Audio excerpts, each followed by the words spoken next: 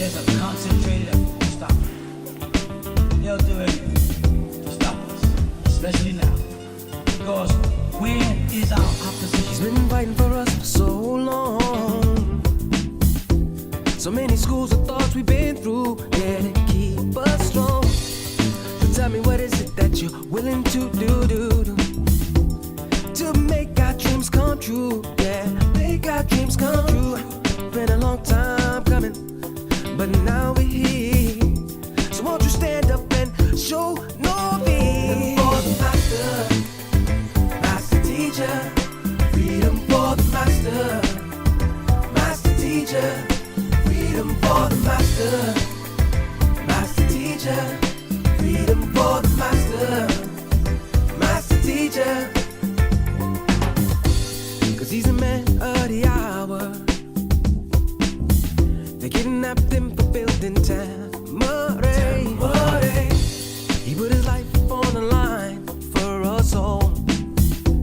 And for the truth, the lies must fade away. Fade away. It's been a long time coming. Yes, let's be strong. For the 7 seals are breaking.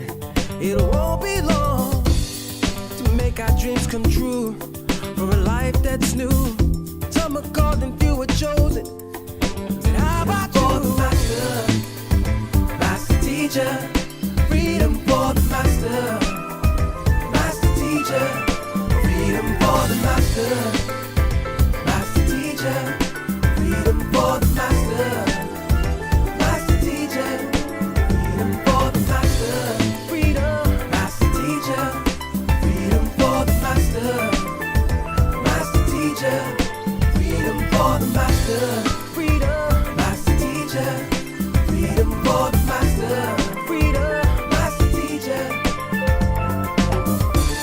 Think not that we are earthborn, we come from earth, we may be, but we are life-born spirit, and without knowing we can never be free. Knowledge of this was lost when we were cast into blindness. The master teacher came and broke the chains of bondage. For the master, master teacher. Freedom for the master, freedom, master teacher. Freedom for the master, freedom, master teacher. Freedom for the master, freedom, master teacher. Freedom for the master, bring it master teacher. Bring it freedom for the master, master teacher. Freedom for the master, bring it master teacher. Bring it freedom for the master, master teacher. Freedom for the master, master teacher. Freedom for the master, master teacher. There's a concentrated effort to stop it. They'll do anything to stop us, especially now. Because where is our opposition? He's been fighting for us for so long. So many schools of thoughts we've been through, yeah, to keep us strong.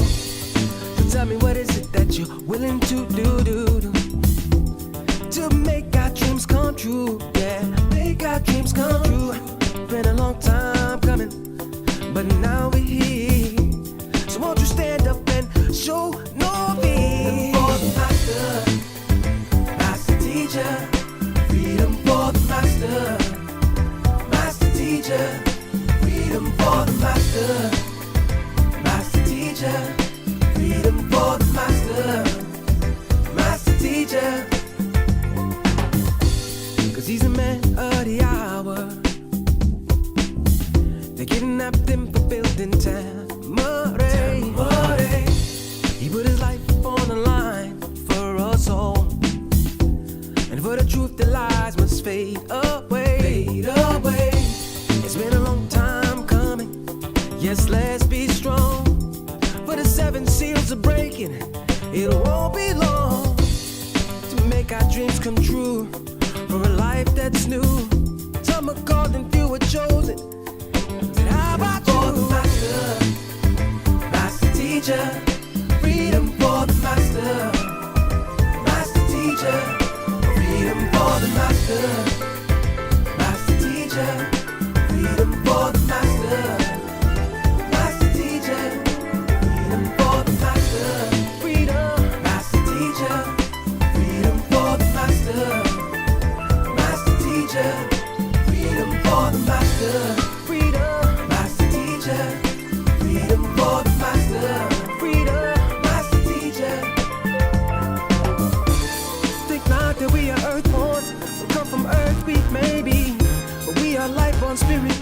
without knowing we could never be free.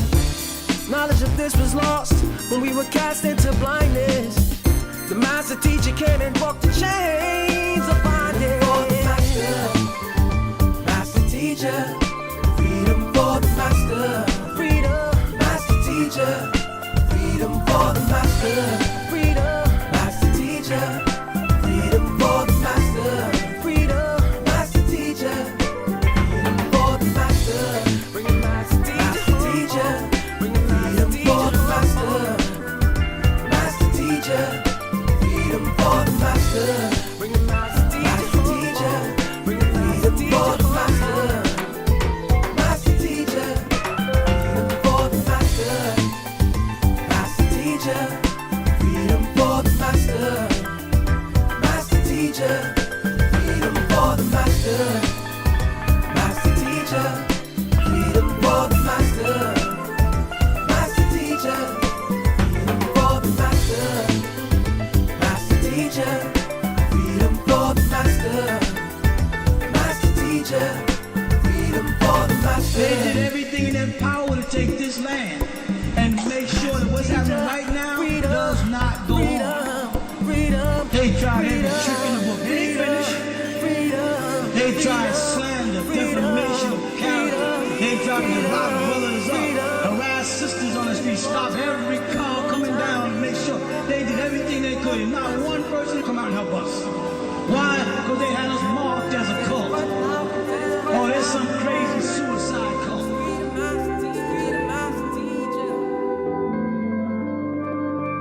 Bring home now, bring home now. It's freedom, master teacher, freedom, master teacher. Bring home now, bring home now. It's freedom, master teacher, freedom, master teacher. There's a concentrated effort to stop it. They'll do everything to stop us, especially now. Because where is our opposition? He's been fighting for us for so long.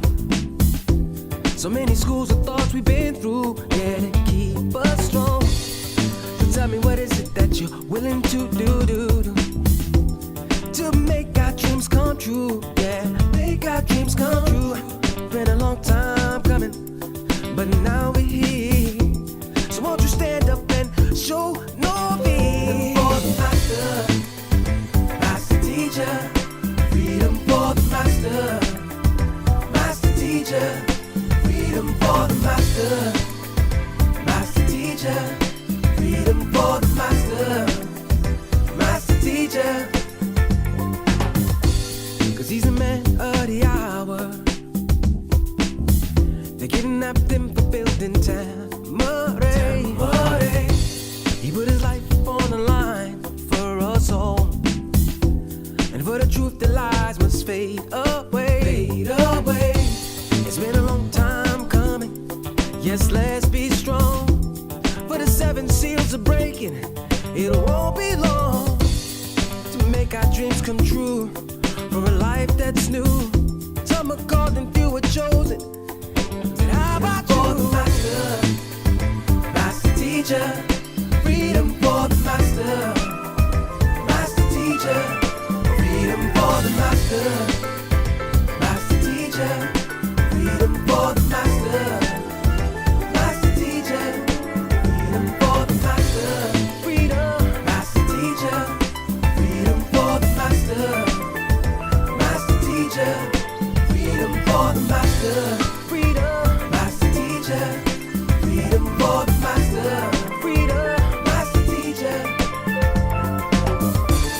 Think not that we are earthborn, we come from earth, we may be, but we are life-born spirit, and without knowing we can never be free. Knowledge of this was lost when we were cast into blindness. The master teacher came and broke the chains of bondage. For the master, master teacher, freedom for the master, freedom, master teacher, freedom for the master, freedom, master teacher, freedom for the master, freedom, master teacher, freedom for the master, bring it master teacher, bring it freedom for the master, master teacher. master. Bring the master teacher. Bring the master teacher for the master. Master teacher. Freedom for the master. Master teacher. Freedom for the master. Master teacher. Freedom for the master. Master teacher. Freedom for the master. Master teacher. Freedom for the master. Master teacher. Freedom for the master. Master teacher. Freedom for the master. They did everything in their power to take this land and make sure that what's happening right now does not go on. They tried every trick in the book. They ain't finished. They tried slander, defamation of character. They tried to lock brothers up, harass sisters on the street, stop every car coming down and make sure they did everything they could. And not one person come out and help us. Why? Because they had us marked as a cult. Oh, there's some crazy suicide cult.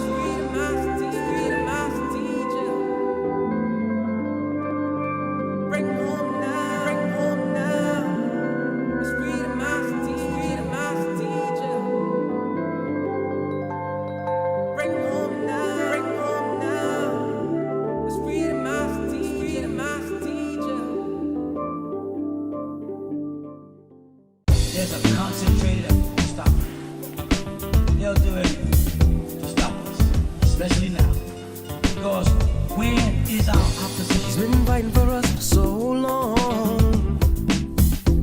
So many schools of thoughts we've been through, yeah, to keep us strong. So tell me, what is it that you're willing to do to make our dreams come true? Yeah, make our dreams come true.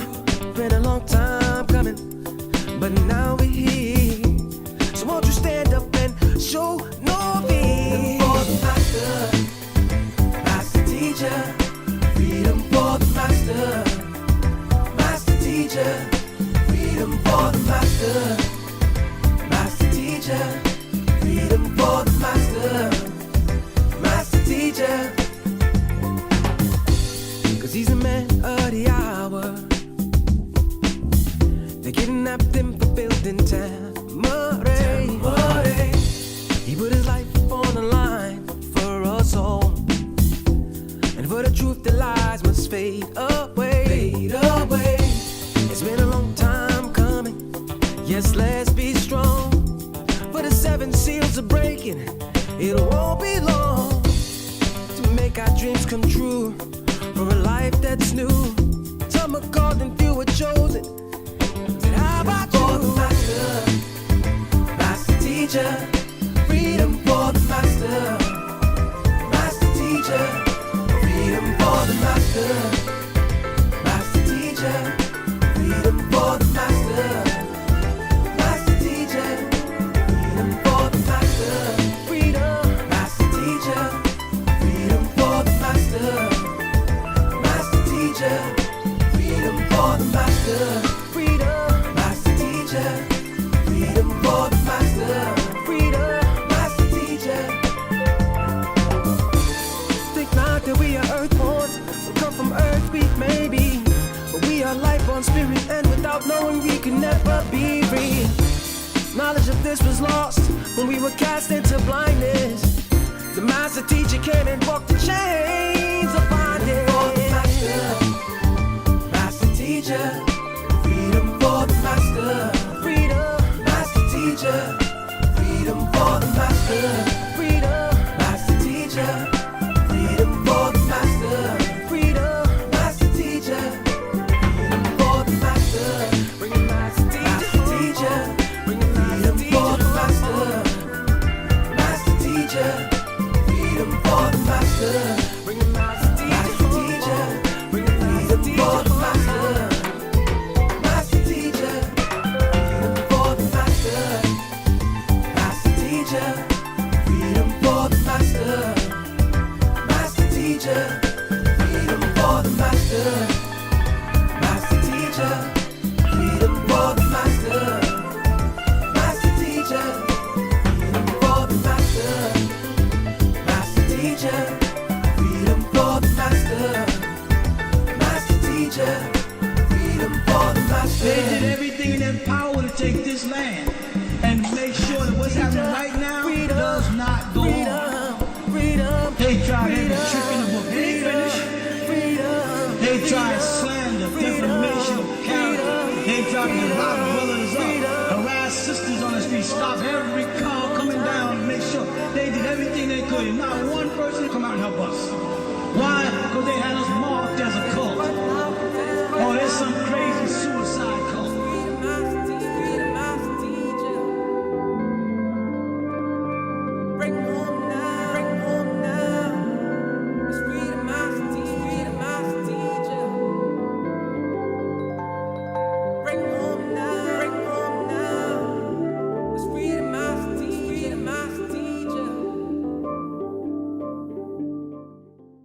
There's a concentrated effort to stop it.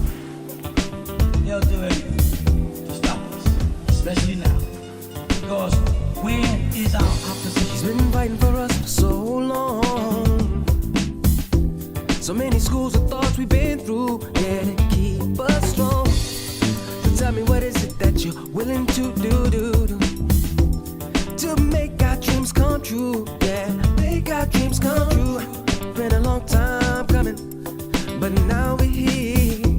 So won't you stand up and show no fear? For the master, master teacher. Freedom for the master, master teacher. Freedom for the master, master teacher. Freedom for the master, master teacher. 'Cause he's the man of the hour. They kidnapped him for building Tamare. He put his life on the line for us all. And for the truth, the lies must fade away. Fade away. It's been a long time coming. Yes, let's be strong. For the 7 seals are breaking. It won't be long to make our dreams come true. For a life that's new. Some are called and few are chosen. How about you? For the master, master teacher. Freedom for the master, master teacher. Freedom for the master, master teacher. Freedom for the master, master teacher. Freedom for the master, freedom, master teacher. Freedom for the master, master teacher. Freedom for the master. Freedom, master teacher. Freedom for the master. Freedom, master teacher. Think not that we are earthborn, we come from earth, we may be, but we are life-born spirit, and without knowing we can never be free. Knowledge of this was lost when we were cast into blindness. The master teacher came and broke the chains of bondage. For the master, master teacher. Freedom for the master, freedom, master teacher. Freedom for the master, freedom, master teacher.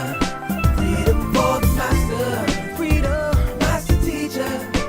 Freedom for the master, bring it master teacher. Bring it freedom for the master, master teacher. Freedom for the master, bring it master teacher. Bring it freedom for the master. Master teacher, freedom for the master. Master teacher, freedom for the master. Master teacher, freedom for the master.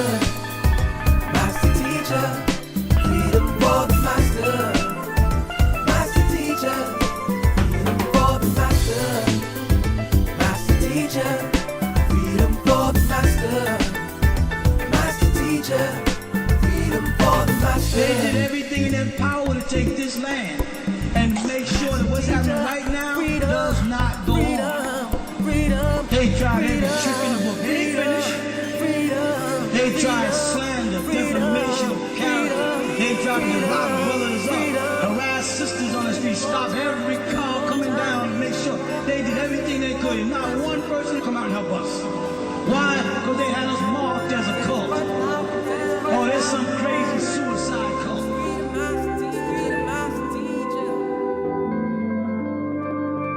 Bring home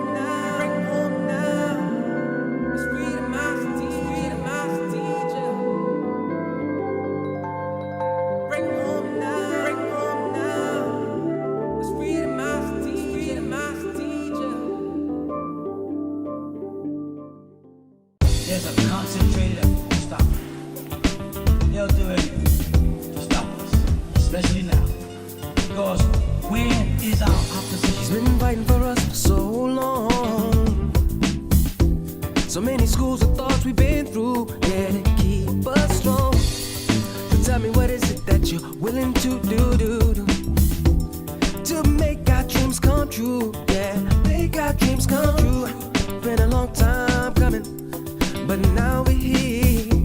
So won't you stand up and show no fear? For the master, master teacher. Freedom for the master, master teacher. Freedom for the master, master teacher. Freedom for the master, master teacher. 'Cause he's the man of the hour. They kidnapped him for building Tamare.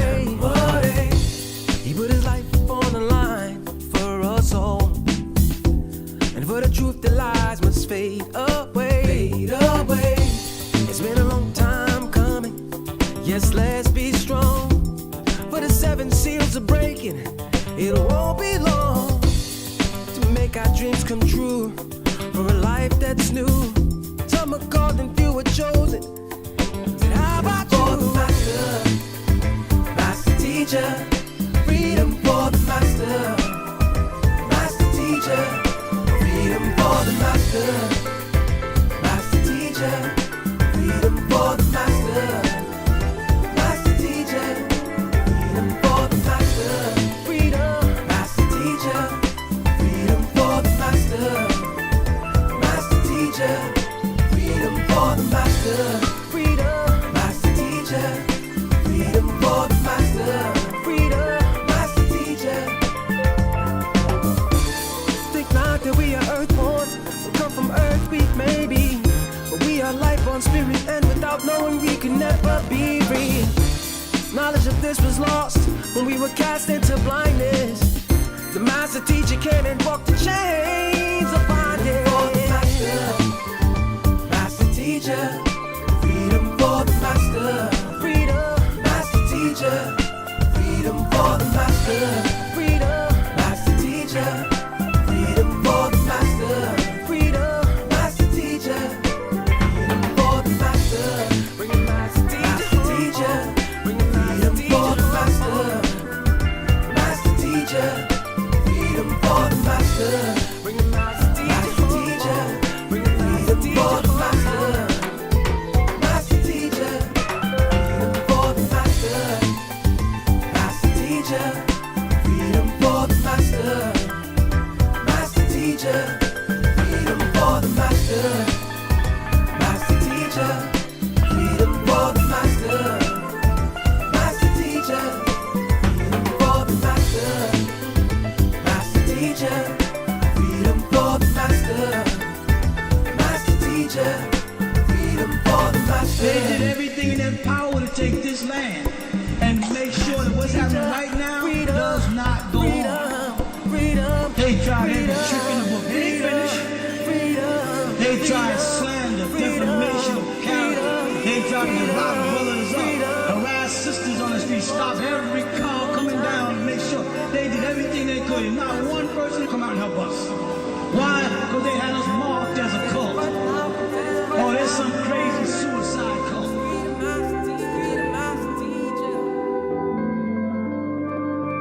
Bring home now, bring home now. It's freedom, master teacher, freedom, master teacher. Bring home now, bring home now. It's freedom, master teacher, freedom, master teacher. There's a concentrated effort to stop it. They'll do everything to stop us, especially now. Because where is our opposition? He's been fighting for us for so long. So many schools of thoughts we've been through, yeah, to keep us strong. So tell me, what is it that you're willing to do to make our dreams come true? Yeah, make our dreams come true. Been a long time coming, but now we're here. So won't you stand up and show no fear? For the master, master teacher. Freedom for the master, master teacher. teacher, freedom for the master. Master teacher, freedom for the master. Master teacher. Rahubat Moisar. How are we all doing today? Welcome to another live OSM Ask Us Anything. You guys ready? The event is coming. We're excited. Just a few more days to go. 4 days. So you make sure you've got your ticket already. If you haven't, the early bird tickets are going to be ending tonight. So you still got till the end of this live to get your ticket. After that, it goes back to the higher prices. So take advantage of that. You've got a few hours left to get your early bird ticket, which is couples. You get one ticket and then the other one is a lot cheaper. In fact, you get both of them cheaper than you would if you bought two. So two separate ones, that is. So you're going to get 2 tickets at the early bird price. So you've got a few hours left to get your ticket. All right. We're just waiting for more people to join. Let's see who's on already. Episode 67. Got the advert coming up. Let's skip that. All right. Let's see who's online. Lamont F. Rahubat. We have Werner Del Steele, Rahubat. Reye Sananda, Rahubat. Virgin Island, Rahubat. Coco Brown, Rahubat. Rita M, 442, Rahubat. Remember to share the links, subscribe, comment. We got everyone on Facebook, TikTok, Twitter, Instagram. The whole of the world on social media is tuning to the only place to be on a Tuesday at 7 p.m. All eyes on OSM and all eyes on Partner Babyanun, the master teacher. All eyes on us as we answer all your questions that others can't. Okay, good day everyone. That's from Vern Adele Still. What's the purpose of black holes? Oh, all right, we'll kick off with that question. Black holes are basically created when 2 different galaxies come in contact with each other. The rims, yeah? So imagine 2 circles, and then the 2 circles come in contact with each other. And what can happen is that you can be transported to a completely different part of the galaxy. Yeah, so previously people were saying like black holes, you go in, it sucks everything in and nothing comes out. But that has been broken down by the master teacher that that's not actually the case, because, you know, as it spirals downwards, if you think of a whirlwind, or like when you pull the plug from the sink when you're in your kitchen and there's water and you pull out the plug, you see how the water spins and goes down? Like that spinning goes in one direction, but eventually it will expand and then contract. Yeah, actually this lectern, as you can see, what looks like an hourglass is a depiction of that. So if you go in, it gets really, really thin, but then it expands on the other side. So yeah, you can basically be thrown into a completely different part of the galaxy or another galaxy that you're coming in contact with. All right. Next question by Lamont again. Will consciousness ever stop expanding? No, because when you say consciousness, consciousness is a part of all, or the all expanding. The thing is, when we as, or people that are thinking based on being in a three-dimensional world and the concept that you have of time, right? We try to have beginning and ends because that's kind of what you've been taught. Whereas there is no beginning and there is no end. And that might be something that is very difficult for people to grasp or comprehend. Why do we say there's no beginning or no end? Because it's about constant transformation. Everything is recycled. So even your physical body, once it ceases to contain the real you, the soul, or the other parts of you, it goes back to the ground, but eventually it rots and then turns to dust. And that dust, it's in the earth, it can be blown away by the air, or it then helps to grow new plants, and life just recycles and continues. Okay, we got a live caller? Imagine, I didn't even give the number out or say we can take live calls yet, but I guess you guys are used to this. Greetings, Wu-Sabat live caller. What's your name, where you calling from, and what's your question for today, please? Wu-Sabat caller, you there? Yes. Greetings, how are you doing? My name is Karith Muir from Jamaica. Greetings, go ahead. Okay, so I want to know if, like, when people from different races, like you have people that are from the Denisovans and those that are from the Neanderthals.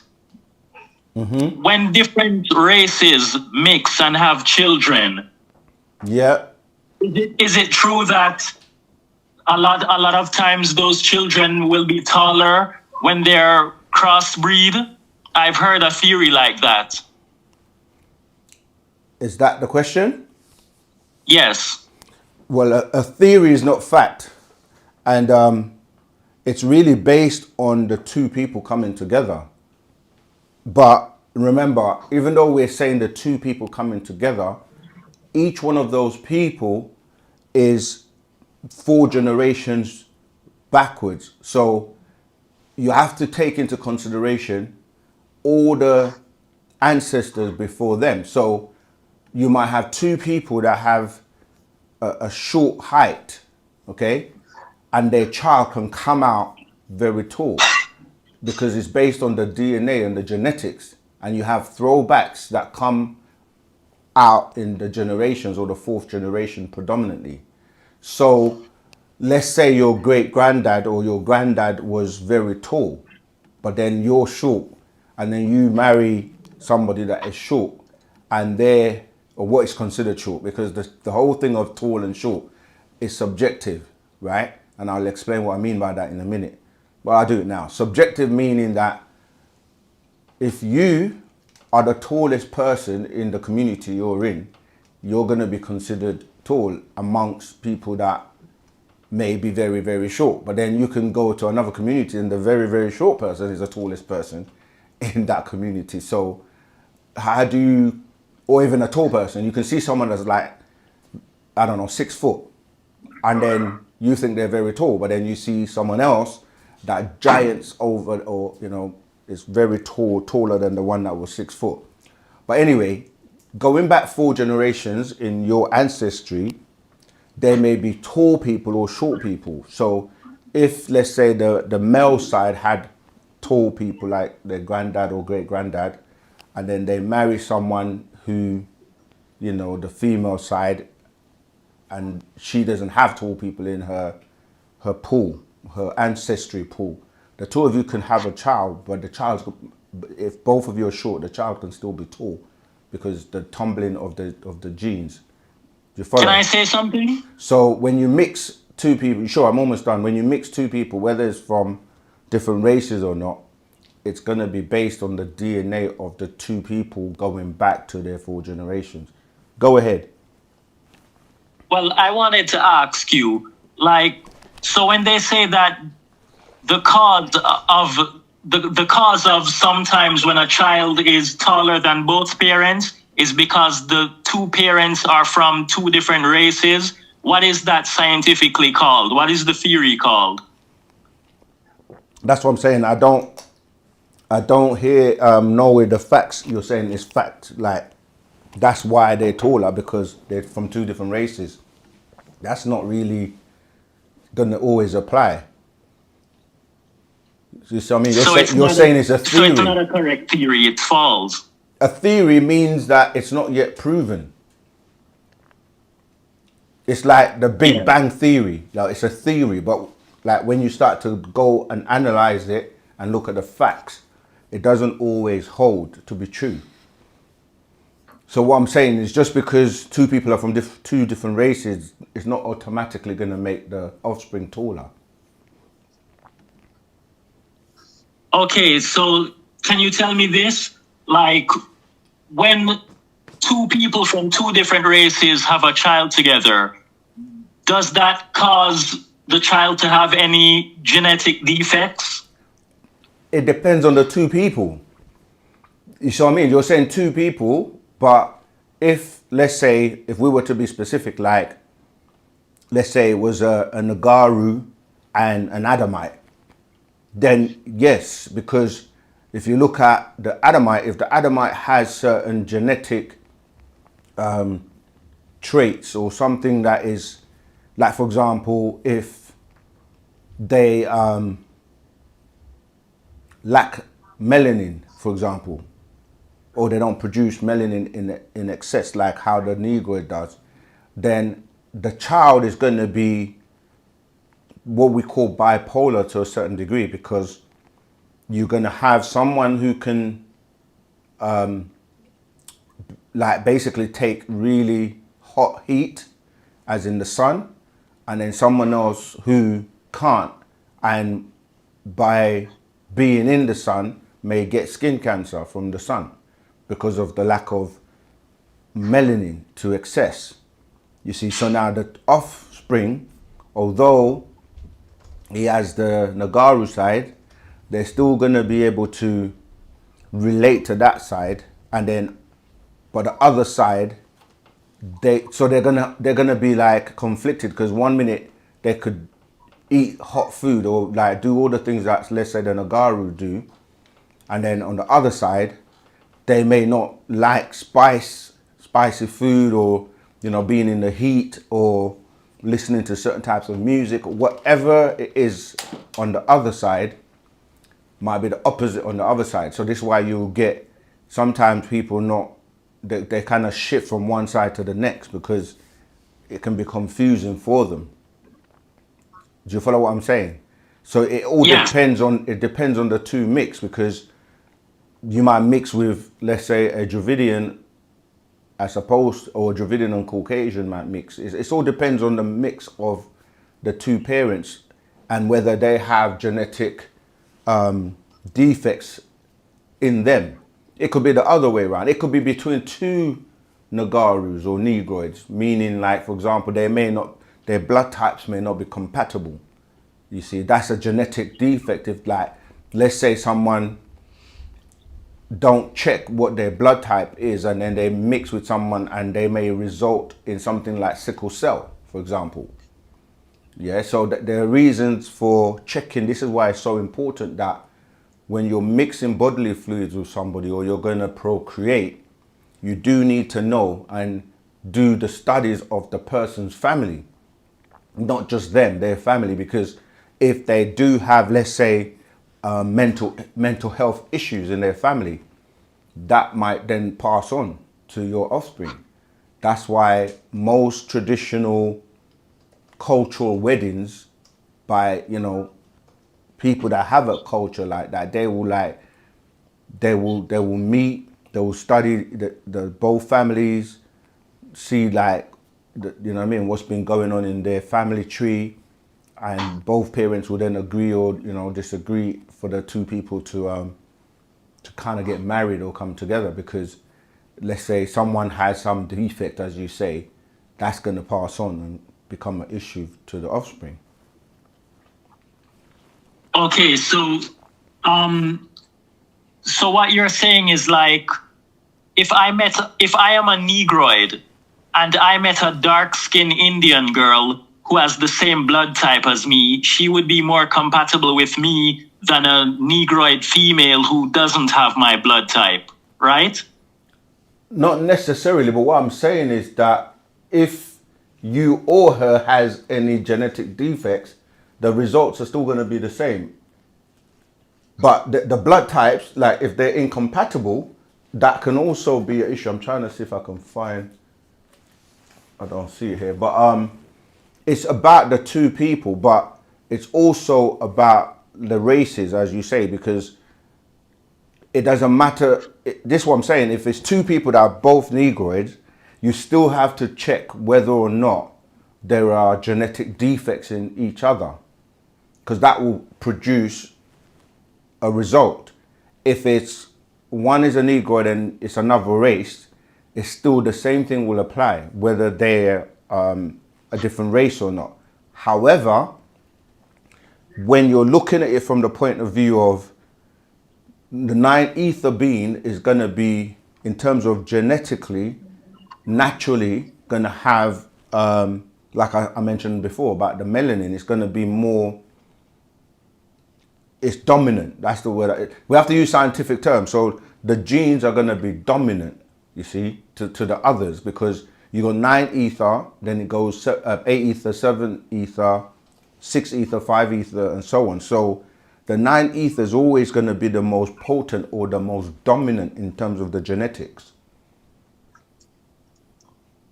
Okay, and another word for Negroid is Natharu.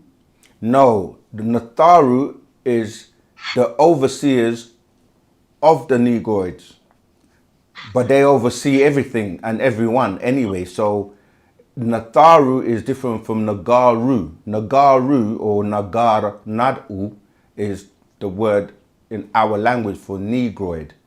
But when you're saying Natharu, you're saying the overseers. So the highest in rank in terms of the elders, who are the overseers, that's the Natharu. Okay. And just to make things clear, so an Indian would probably be 7 ether or 8 ether. So they could be compatible with, an Indian female could be compatible with me in order to have healthy children. But the only thing is that I'd go down in the ether. That's it, right?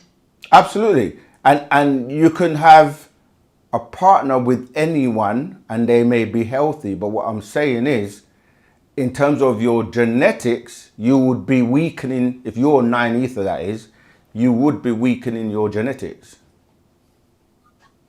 Like I'm saying, if 9 and 9 are together, it's going to be more potent than 9 and 8 or 9 and 7 or 9 and 6. Just the same way as if 8 and 8 are together, it's going to be more potent than 8 and 5. You follow? Yes. So whoever has the strongest or the dominant genetics or genes is going to be the one that is more dominant. Yeah. But like I said, in terms of, you have to think about, there are different things you're asking. One is in terms of genetics, and the other one is in terms of race. So I would say, but at the same time, we don't dictate who you fall in love with or whoever you choose to be your mate or whatever. That's down to your choice. But we just give the facts in terms of genetics and in terms of race. Yes. Does that answer the question? Yes, thank you. You're welcome. All right, let's have a look at the chat. Oh, let's see what's going on here. We have so many. How about you open a school here in South Africa? We want to open schools all over, but it's easier said than done. You know, are you going to help us do this?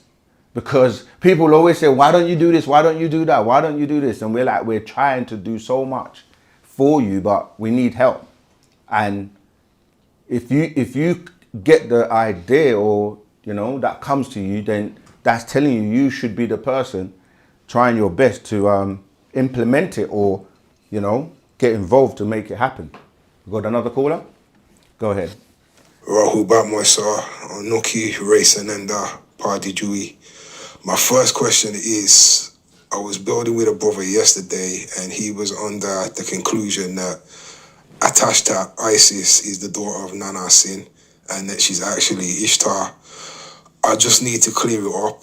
I was basically telling him he needs to stop listening to so much Billy the Sellout Carson, because he's trying to tell me that Atashta Isis got her name from the Ashtar command.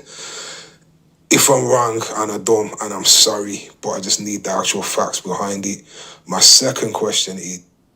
All right, so the first question, I mean, I've never heard or read anywhere where the master said that, because Ishtar, I'm not sure if you were saying Arashtat or Ashtat, but the word Ishtar is the Sumerian rendition of the word Arashtat or Aset, who then becomes, in the different cultures and different languages, like Isis.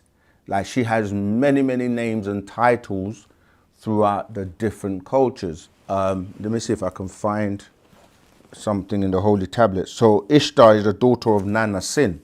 So in the Holy Tablets, if you look on page 1512, let's see if you can catch that. That's the picture of Ishtar, yeah? And it tells you that she is the daughter of Nana Sin. And when we're talking about Nana Sin, right, this is where we say the names change throughout the different scriptures and different religions. You know, she's known by so many names. She's actually the person where the word aphrodisiac also comes from, like, trying to remember her other name. Basically, she's not, I've never read anywhere where the master teacher taught that she got her name from the Ashtar command, because the Ashtar command, they're blonde hair, blue-eyed beings. Actually, there are many different beings in the Ashtar command as well, but the majority of them are actually, blonde hair, blue-eyed beings. So, no, I don't know. If I'm wrong, then maybe some of the other student teachers or will look for the information. But ask people to give you the reference, because anybody can say and claim anything. And I think you said he got that from Billy Carson. So he would have to substantiate that. Like, give us the facts, give us the evidence to prove it, not just saying it. But yeah, Ishtar is the rendition of the Greek is Isis, the Sumerian is Ishtar, the Egyptian or Tamaraean is Aset or Ashtat or Arashtat. Okay? Right. What was the second question?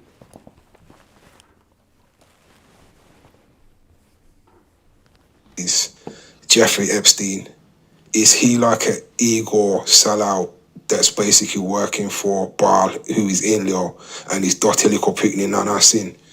As far as I know, he's hiding out in Israel. Would that be true? And basically he's a Igor, a slave. Actually, that's such a great question in the sense that what's happening now is something we've been saying all along, and we say it all the time. With the coming of the master teacher, Partner Babianun, Dr. Malachi Z.K. York, he's coming with truth, which means that all false things will be exposed and will perish. So what you're seeing happening in the world today is no coincidence that all of these things are now coming out and everyone is being exposed, because the truth is going to expose the lies. It's going to bring everything he's saying and has been saying in the Holy Tablets, in the books from 1970 all the way to today, covers everything that's been exposed to you now. You know, things to do with sacrifices, rituals, corruption in the government, corruption here and there, the industry, the entertainment industry, things that time traveling in terms of the tunnels on the ground. I mean, like I can read you from from Planet Risk in the 90s, where he told us about the tunnels that there were shuttles or tunnels that you can get into from New York to London. And this has been going on for many, many, many years. And a lot of the continents and positions are not as far away apart as people might see on the maps.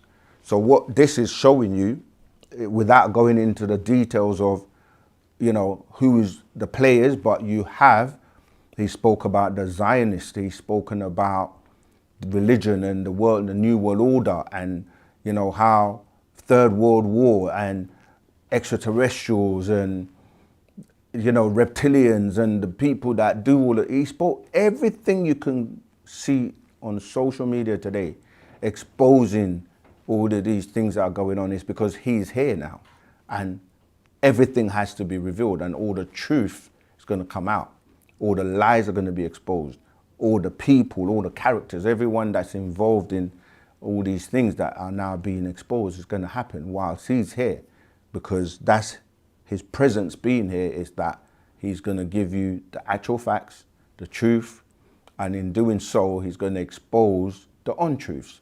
And it's not personal to anybody. It's not personal to any group. It doesn't matter whether you're black, white, yellow, green, purple.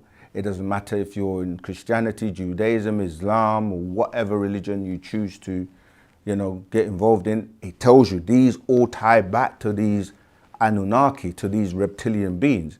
Other people also, David Icke was talking about the reptilian agenda.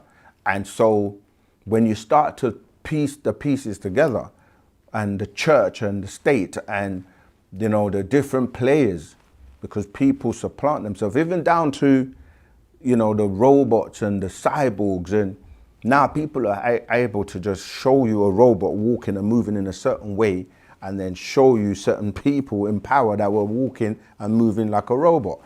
He's spoken about clones, both twigging and the ones that have been, just genetically made by hybrids of, taking genes from different beings. He's spoken about extraterrestrials that have had children here, that have grown up here. So you can be, like he says, you can be a Venerian or from someone from Venus or Venusian, or you can be someone that, is born on the planet, but your parents or like your DNA matches up with extraterrestrial. We've named some of these people like Nikola Tesla, like Jimi Hendrix, like David Bowie. There are many, many people that on the earth, some of the basketball players that are Nephilims, because their genetics go back to the Nephilims that came here, the giants. There isn't one single thing that I've heard or that you can hear today that's going to be shocking to, say, anyone who's been walking with the master for years. So him being here means that the truth is here, and all false things will perish, but they have to be exposed first. And ironically, the injustice that has been done with him, because that's what the word ma'at means, justice. And he's referred to as what? The Son of Righteousness, coming with justice, right? Coming with healing in his wings. And you read that in Malachi chapter 4, verse 2 of the so-called Old Testament, right? And then, which is the last book, right? And then you read the last book in the New Testament, which again I've mentioned many times doesn't make sense, because how does God make mistakes? Meaning that if he wrote something and he has to change it and call it a renew or a new, that means the first one wasn't correct and he has to correct it. Like, you can't make mistakes. And then it says in the old books that not one jot or tittle shall be removed. Jesus in their book says, I've come to fulfill the law, not to change it. So you can't change God's words because they're supposed to be infallible. How can he make mistakes? Did he not know what he was going to say before he said it? And to make a mistake, it means you're not perfect, because he grieved him that he made, you know, in the Genesis books, the Genesis book, it talks about it grieved him where he saw that man was becoming wicked. But did he not know that before? Another example, did he not know that the devil was going to become bad? And if he did know, why didn't he fix it before he allowed it to happen? You see, so there are many instances where in Wu-Sabat, we just tell you, like, the gods you're talking about are these extraterrestrials, and they are the ones that have got their people on the planet following them, but they're calling them God, but they don't realize there are many gods. Even the whole thing about, if you ask, you know, the Hebrews, like, what's the name of God? You can't say God, because in Hebrew, the word is Elohim. Then you say, is there more than one? They say, no, it's only one God. But then Elohim doesn't mean one, it means plural. So these are the kind of facts that Wu-Sabat just like literally debunks and like clarifies for people, so you know that you have these disagreeable extraterrestrials that are bloodlusting. They want sacrifices. They want you to spill blood over the altar to appease them with burnt carcasses, burning animals for sacrifice. And then it filters all the way down to today, where the people that are supporting these gods and these books, they're doing exactly the same thing. Now it's just getting more and more exposed. You know, obviously, we're on platforms that we can't, you know, go into certain details because we could get flagged. So I am mindful of that. But yeah, you're seeing everything being exposed now with the Epstein files and the people involved, and the rabbit hole goes deep, as you know. So it's a good day and time we're in, because the truth is here for those who want to know the truth, and everything will be exposed as we eradicate six ether forces from the planet and just bring about a new world of, not their order, but a new world of justice, not just us, the true justice, Ma'at. All right, let's get some questions from the chat. Yeah, we covered will consciousness ever stop expanding? No, because the all expanding will always expand. Are witches real, and how can you tell they are around you? Yes, witches are real, but like everything else, who's asking the question there? That was Lamont again.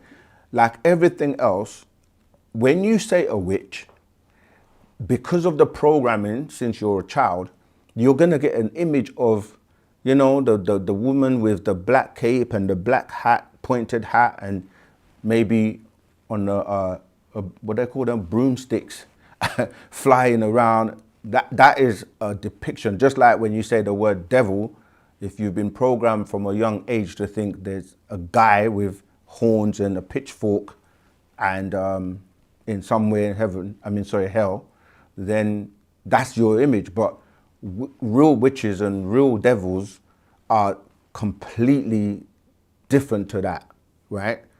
They're people who, yes, they do certain rituals and, I forgot to call her, rituals and curses, etc. But we'll come back to that. Let's take the live call. Rahubat, greetings. How are you? Who are you? Where are you calling from? And what's your question for today, please? Yes, greetings. How are you? My name is BJ and I'm from North Carolina. Doing my best. Go ahead, BJ. Yes, sir. In your opinion, if you're following religion and when you die or transition, do your soul, in your opinion, goes to like Saturn or the moon and your memories wiped out, and then you come back reincarnated? Okay. Firstly, we have to correct everything for the listening audience. We really don't give opinions. We give you the facts and the evidence based on what we're taught by the master teacher, the one who knows. So firstly, it depends if you have a soul. It depends like who you are to determine what's going to happen. It depends on how you've lived your life. Definitely, unless you have raised yourself to a higher vibration and consciousness and having a soul to transcend to the higher planes, you will reincarnate because you're given a number of chances to perfect yourself, right? And some beings are quarantined or cannot leave here no matter what they do because they are basically trapped. And so they just get recycled and they recycle and just keep, coming back. And those who haven't graduated, for lack of a better word, you have up to 24,000 cycles that you keep coming back to perfect yourself until after the 24,000th time, you won't have any more chances, and that will be it. You dissipate. Remember that energy cannot be destroyed. Excuse me. Energy cannot be destroyed. So what will happen is that even though you cease to have the experience where you can now go ahead and experience different realms, you just remain at a point where you're just trapped. Yeah. So the whole reincarnation cycle is because when you are here in the physical, in the skin suit you're in, you're taught not to really focus and elevate and teach your inner being what it needs to know to do to be able to get out of here once it's crossing over. That's what we say. We say translate, transmute, cross over, because we know that you don't really die because, energy cannot be destroyed. So yes, it all depends on you, the circumstances, and your elevation in terms of how you have grown. Does that answer the question? Yes, sir. And I had one last quick question. Sure, go ahead. Yes, sir. I've been praying, well, not praying, but like talking to my ancestors. Every time I open a conversation with them, I always say to my good, loving, kind, peaceful ancestors, and I talk in English and everything. Is that okay? And then I'll say, please help me in this realm, and it seemed like it's working because I see everything and everyone as a spirit, and I see myself as a spirit, and I feel better mentally. It seems to be working. Is that okay to talk to them in English, or does it have to be in Nuwapic? It's okay to talk to them in English, but it's better to speak to them in the language of tones, which is Nuapic.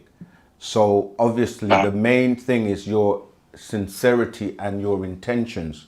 Because if you don't know any other language, then you have to communicate with them on with the language you know. So until you know better, then you do better. So it's like we say that a lot of people are still caught up in belief, and belief and believing is pushed in religions because they say you have to believe, believe. We say it's okay to believe, but it's better to know, because Right. belief is less than knowing. It's the same way we're saying English is less than Nuapic in terms of tones and vibrations. So yes, it is better to communicate with them in the language of tones. And that's why we encourage everyone to learn, learn the language, learn our language, Miss Batia, or Nuapic, as you Yes, said. sir. Yeah. But also, there are specific ways that you do the ritual of communication with your ancestors or your salafu, right? So this is why we say we cannot always speak, because people speak in general terms. We are Nuapians or Sabians or Sabians, right? So we do what we do in our culture, which anyone who wants to apply our culture can also do. but we can't then like speak for everybody else of what they do in their culture. But within our culture, we have specific rituals in our own language, and we speak our tones and use the rituals of like communicating. So there is a specific way of doing it, and you got to get closer to the family so you can learn the proper way to do it, the proper names to use, the proper tones to call on, and how you do it. You see, so Wu-Sabat has a whole race, a whole culture, a whole deity, scriptures, language, dance.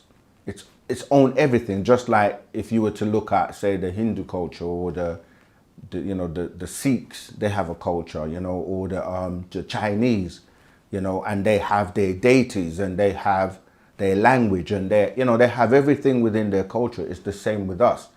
It's just that we actually predate everyone else, and everyone else has borrowed some of our ways to incorporate in their ways, and then we've got a watered down version. Like the Romans and the Greeks, they had their ways, and now today most Nagarus or Negroes don't know who or what they are, what their culture is, what their true language is, who are their real deities, and their ancestors.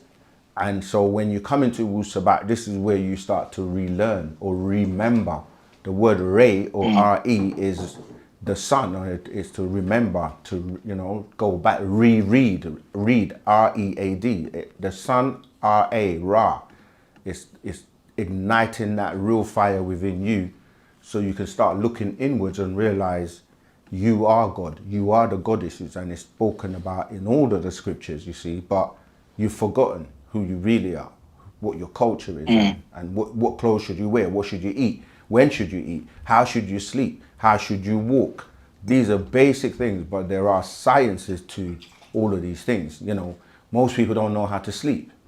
If you're sleeping on your left hand side, you're putting pressure on your organs, and you can damage them. So you should really sleep on your right hand side or on your back. But when you sleep on your back, again, that's a more likely time, if you are at a certain vibration, to leave your body at will, if you know what you're doing. But these are all sciences and things we have to relearn. So did that help? Yes, sir. Okay, thank you. Go ahead. Okay, all right.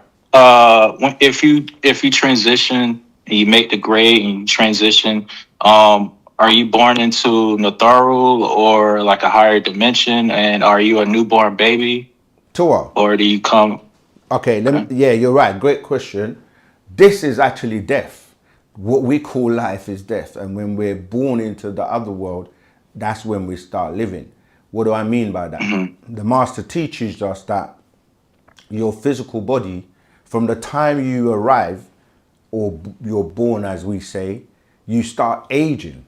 So every day you're aging, and you're aging because the elements around you and where you live in, especially now with the UV rays and all kinds of harmful rays, is actually making you age. Aging is to be getting closer to your transition. You see, when you transition, you no longer have this physical suit or skin suit, which is not subjected to the elements and the forces that you're subjected to on this planet. So you're right that what we're calling life is actually death, and what we're calling death is actually life.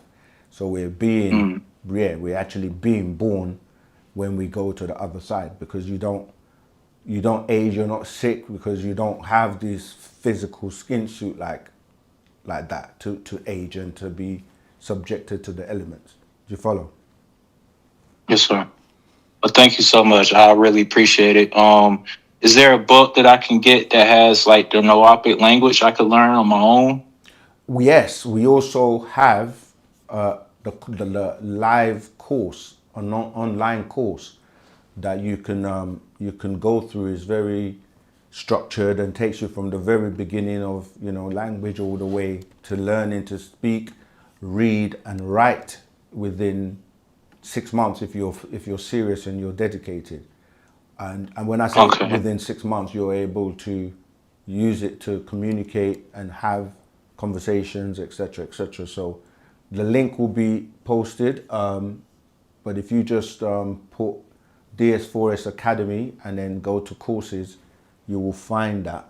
And we also have Telegram groups where you're able to join and learn and, you know, go from the basics to very advanced. So if you're not on our Telegram group, I would suggest that you join that, because we can then give you and post all the relevant links for you. All right. Oh, okay. Yes, sir. Thank you so much. I appreciate it. You're welcome. Appreciate, love you too. All right. Let's get back to the chat. Rahubat Moisa, Kayefa Dirkum, Anuki Happy, Happy. Okay. Just greetings. Another question? Okay, go ahead. TikTok says, so if life is death and death is life, what is the purpose of this part of the journey?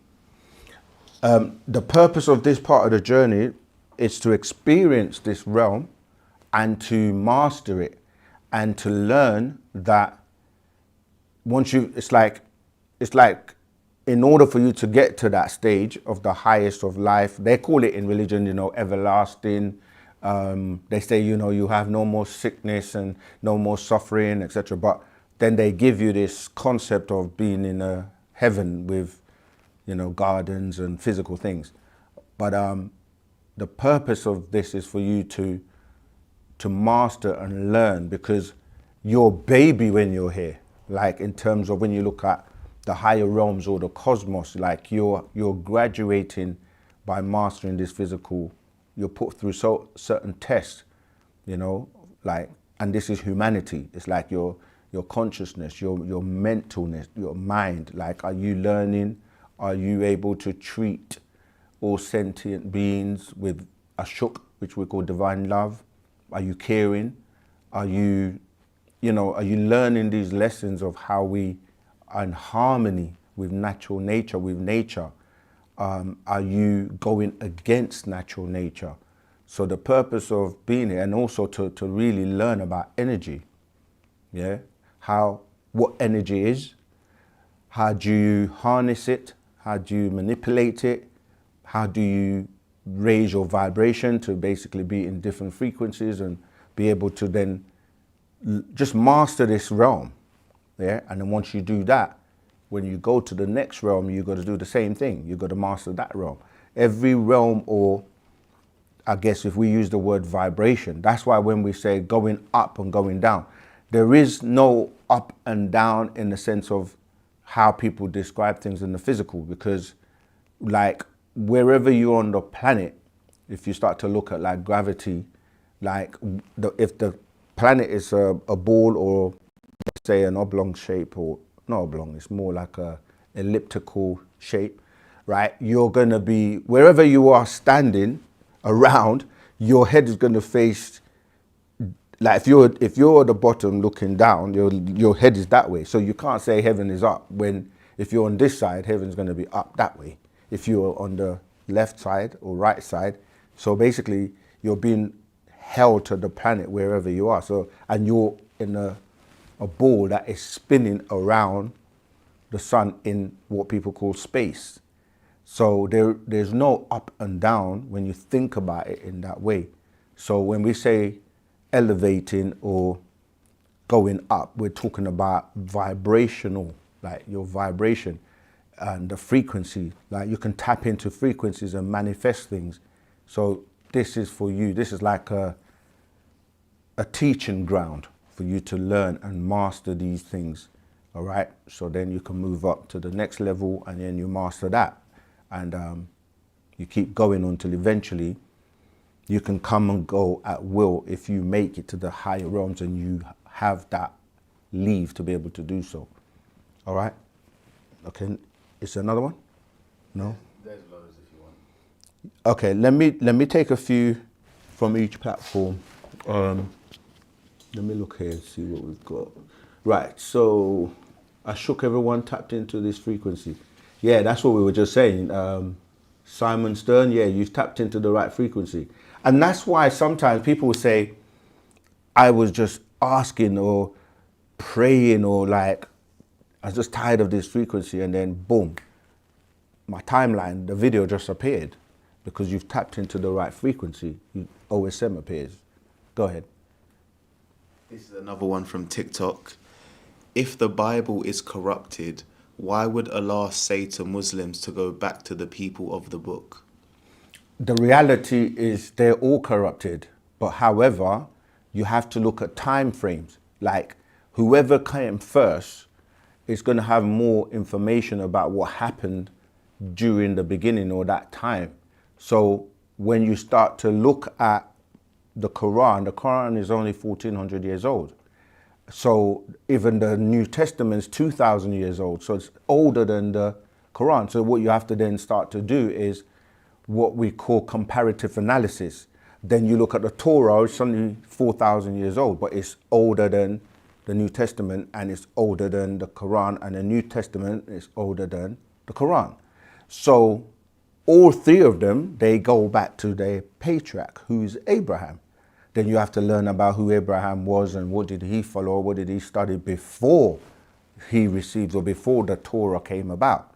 Then you're going to find out that Abraham and his father, right, Terah, they were both in, what we call in Mesopotamia, but they followed Zoroastrianism, right? So that's where you're going to end up, but then you're going to tie them to the Anunnaki story. So none of them have an original scripture today, but the reality is that when you start to do comparative analysis, you're going to find that there's actually absolutely nothing new in the youngest ones because they regurgitate or copy the ones from before. So that's why it says, if in doubt, go back to that which came before, meaning that you can't just read the Quran in isolation because it talks about Abraham and it talks about Adam and it talks about people in the books before. So how can you just read one book in isolation when you need to learn more about the characters and the people that are being mentioned in that book? But that goes into the books that came before, like the Torah, or even if you want to say like the Suhuf, yeah? And books that are mentioned in the Quran that are older, much older. So yeah, it's about the fact that they're all actually supposed to be one because they all come from Abrahamic times. They're Abraham's, like they all say he's the forefather of their religions. So how can you, it's like saying you only go back to your mum and your mum is, or your mother or your father are your closest, but then you'll be like, but your mother had a mother and your father had a father and their mothers and fathers had a mother and a father. So in order for you to learn and know about you today, you have to go back to the people that came before, you see, so that's why. All right, is that it? Okay, let's go back to the chat. This is from Fab Solar. Well, actually, I've jumped down, so let's go back up. Was King James a homosexual? Because Hebrew Israelites say he wasn't, and he was. Yes, he was. But again, see, honestly, yeah, the spell has people fighting and arguing about things that honestly, like we got to get away from all of that, because whether he was or wasn't, okay, doesn't change the facts of the fact that these books, these religions are not the absolute truth, yeah? And you got to go to the things that we need to be doing and why we need to be doing them. So our objective really is to be spreading facts and actual facts. Yes, you know, people get into this thing where they want to score points. You know, like Muslims want to score points against Christians. Christians want to score points against Muslims, and, you know, Hebrews, like all these, they're all based on belief systems, right? So we want to focus on Wu-Sabat actual facts that are going to help humanity and liberate us, you know. So yeah, those are tricks to get caught up in the arguments and the divisions and the fight. And we have a part of that called the argument. Like, why argue with people who don't know? And what's that going to do? And why trying to prove to each other who knows more and all of that? It's like we got, as they say, better things to focus on. The freedom of the one who actually knows. In fact, sometimes it's so easy, because you see these books, the degree of Christism. You see how thick this is? This is a degree, meaning like you would graduate and know everything about what you're calling Christianity, its origins, everything with this one book, right? So once you do that, and the master teacher, as we always tell you, it's another one, right? This is the degree. This is the degree of Mohammedism. Yeah, and we have another one for the degree of Mosism. And look, the title is inscribed by Amanubi Rakbata, also known as Natir Arthurti Atumre, right? Known as Tahuti or Thoth. Hermes, right? This is the person that has all the secrets and all the knowledge. So that there's no time. We have so much to do. Like he's giving us information way beyond the monotheistic religion. So stop fighting and arguing about those books. All right, let's keep going.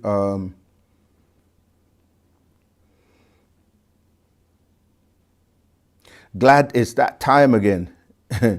That's A Online V7F. Yeah, every Tuesday, same time. We're glad to be here.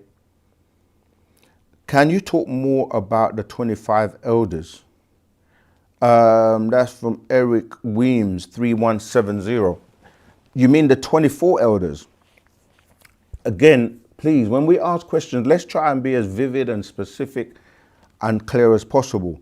We have a limited amount of time, and we want to get through as many questions as possible. So just saying, can you talk more about the 25 elders? It's like it's very open-ended. It's like just talking. But if there's something specific, I don't know where you're getting 25 elders from, but I'm sure you meant 24 elders. The 24 elders are the elders, as the name is, beings that have elevated to a point where they're chosen to be a council, okay, that make decisions on many, many things. In the so-called monotheistic religions, scriptures, they tell you that these beings circulate, or they encircle the throne of the Most High. And each one, 24,000 years of the new 24-year cycle, each one is kind of like assigned one of those years or 1,000 years. Yeah, so they do different things. They're like they're the elders that basically make decisions on a higher level, in terms of, like we were talking about, they're teachers. They're the ones that get sent here as masters. Yeah, but it's very broad to just say, can you just talk more about them? So if you have a specific question regarding the 24 elders, then, you know, we'll answer that for you. How will we know? This is from Io Revilo 2649. How will we know when the crafts will arrive to retrieve people? Some people won't know. Some people is just going to be like another day. A lot of people don't even look up most of the time. There could be a craft right there, people just carrying on with their business, doing their regular things, yeah? But there's been many times where people have seen crafts. The crafts have been here. They've been here for millions of years. Now, when you say the crafts, there's so many crafts on the planet. They're crafts that are made here, right? We've spoken about crafts that, you know, Hitler and the whole Third Reich, they were making crafts. Their crafts are being re-engineered. Any craft that has aerodynamics, it's got to be made here for this atmosphere. So when people say crafts, with Wu-Sabat, we try to be very specific. Are you talking about, which crafts are you talking about? Crafts come and go all the time because you have beings that travel intergalactically and they come here, do things, leave. But if you're talking about a specific craft, which one? Because there are fleets of crafts. Like Nibiru, a lot of people talk about the Anunnaki craft, Nibiru. It has a fleet of ships called Nibiru. And it itself, even when it comes, it can't come to the Earth's atmosphere. It's going to be far away because it can cause a lot of destruction on the planet because the magnetic pull it's bigger than the planet, so it can pull it, and that's why you get tornadoes, earthquakes, etc., and many things that go on. These days, it's so important to realize that a lot of things that are being exposed now are made here, like weather machines. There's so many things that extraterrestrials who have been living here for many years have shared with world governments. They've made deals and, all kinds of stuff. So there are things you see that are made from here. They're not coming from outside the planet here, but then you do have those who do. For those who are chosen to be taken up on the crafts, many people have been abducted and taken up on crafts anyway. But if you're talking about 144,000, for example, those are going to be beings that have elevated and have cleaned themselves inside out and have made the grade and perhaps to receive their higher powers, which make you a full supreme being in the sense that you receive your barothry gland back, which activates your full brain capacity. You get all your powers back in terms of the gifts, the higher senses, your telepathy, intuition, psychometry, clairvoyance. You get all of that back. And so your intellect is so high that you can do things that you're incapable of doing right now because you don't have the powers or the capacity, and you have to be worthy for that. And there are beings such as Partner Babylon, who is the being that will be able to, I guess, vouch for you or put you on the list. And those who are going to be picked up, they will know. Because once you're able to be communicated with telepathically and guided, you will know exactly where to go, when to go. But for us as a community, it's so important because it's not about individualism. I think people think, yeah, the craft's going to come. They're just in their house by themselves, studying, chanting, meditating, doing all the things they think, reading the language by themselves. It's not about individualism. No crafts are going to come and pick you up just by yourself because you're so special. It's about gathering, okay? And our light together shines bright where they know from an aerial view that light, those people over there, that's where we need to go and collect them. That's why it's important to gather. Initially, you may have to gather in different groups, in different communities, but eventually the one who knows the guide will guide you to bring all those communities to the right place where he will be at. And then, yeah, that will then evolve into how you get taken or whatever. All right, let me keep going. How can you, this is from Eric again, Eric Weems 3170. How can I join you all, and is there any place in Baltimore are doing the same as you all are doing where I can talk with? Yes, this is why we say to people all the time, go to your nearest store, community, and break bread, get to know people. This is real, so if you don't have anywhere local and near to you, join us on or an online community. Yeah, like join us on our website. You can find the join us and yeah, make contact. Go ahead, Zuma. This one's from Instagram. Yeah. How many other worldly beings are with us or watching us now? So many. When you say worldly beings, like We have a whole cosmos. That's why people who think life only exists on Earth, it's actually funny because even just on Earth, the amount of life forms that exist, I'm talking about, would you classify as a life form, right? There are microscopic life forms that are far more intelligent and live on this planet for millions of years. There are beings under the seas, the deepest seas. There are beings in the air.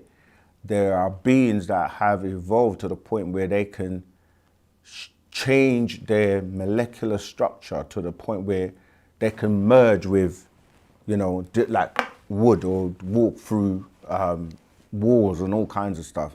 Remember, it's kind of like saying how many different people on the planet that have been mixed. Like, you got 8 billion people on the planet, and you have 3 main root races who have all mixed with each other in one way or another, produced offspring that have also mixed. So when it comes to extraterrestrials, or what you call or classify as worldly beings, these are beings that have evolved, and there are so many different species. We've done a video already on the different extraterrestrials, just some of them that you can check out if you haven't seen that video already. There's so many. We can name a few. You got the greys. There are many species of greys. The reptilians, the draconians, the draconians and different species of them. You have the Teros, the Deros, the Dwanis, the Ashtar Kaman, the Anunnaki, the Natharu, our ancient ancestors, and the Ramadians. There's so many, and some live in the seas, as I said. Some live on the planet. Some have mixed with people on the planet and have had children on the planet, taken DNA and made different hybrids. So it's a very broad question. You have to wake up to the reality sometimes that when you're looking at people, the question is, who is not an extraterrestrial? That's more likely than who isn't. Go ahead. Was Nikola Tesla an alien? And if so, was he a conehead, or was he part of Yakub's creation? No, he was an alien, or what you call an alien. We say extraterrestrial, yeah. But he wasn't a conehead, and he wasn't part of Yakub either. His parents, as I said, I think in fact, let's see if I can find it.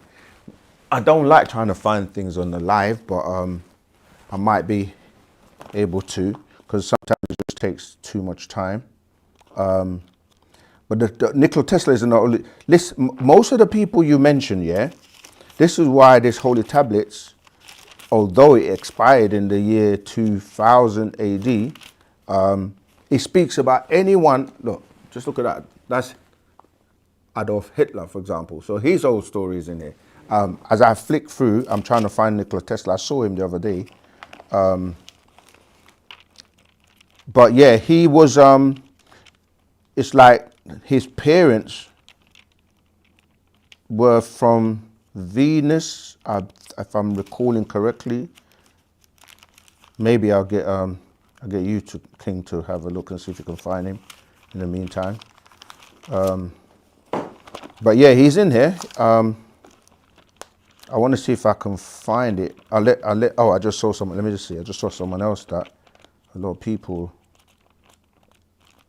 Basically, name them if they're important in the history of this planet. They're in here. All right, let me just let you try and find it, and I'll take some other questions. But yeah, but anyway, he was. It's like Elvis was another one. There are people. Jimi Hendrix. I mentioned David Bowie. I mentioned Edward Scarlin. Coral Castle. There were many people on the planet that were seeded or birthed here, but their parents are extraterrestrials. Remember, Nikola Tesla, his whole thing, he was the first one to pioneer interstellar communication. So how was he able to do that? And he was, communicating with people from his descendancy, and he obviously was into like knowing about natural energies and how to use telecommunications and how to use, you know, natural free energy from the grid of the planet and so on and so on. So yeah, he was definitely an extraterrestrial. Hopefully when we find it, we'll come back to it. Maybe there's some more information I can share. Okay, so we're going to carry on with the next question from Reyes Ananda. Swear I'm getting psychic. I knew Kenneth will be the first to call. Big up my Jamaican people.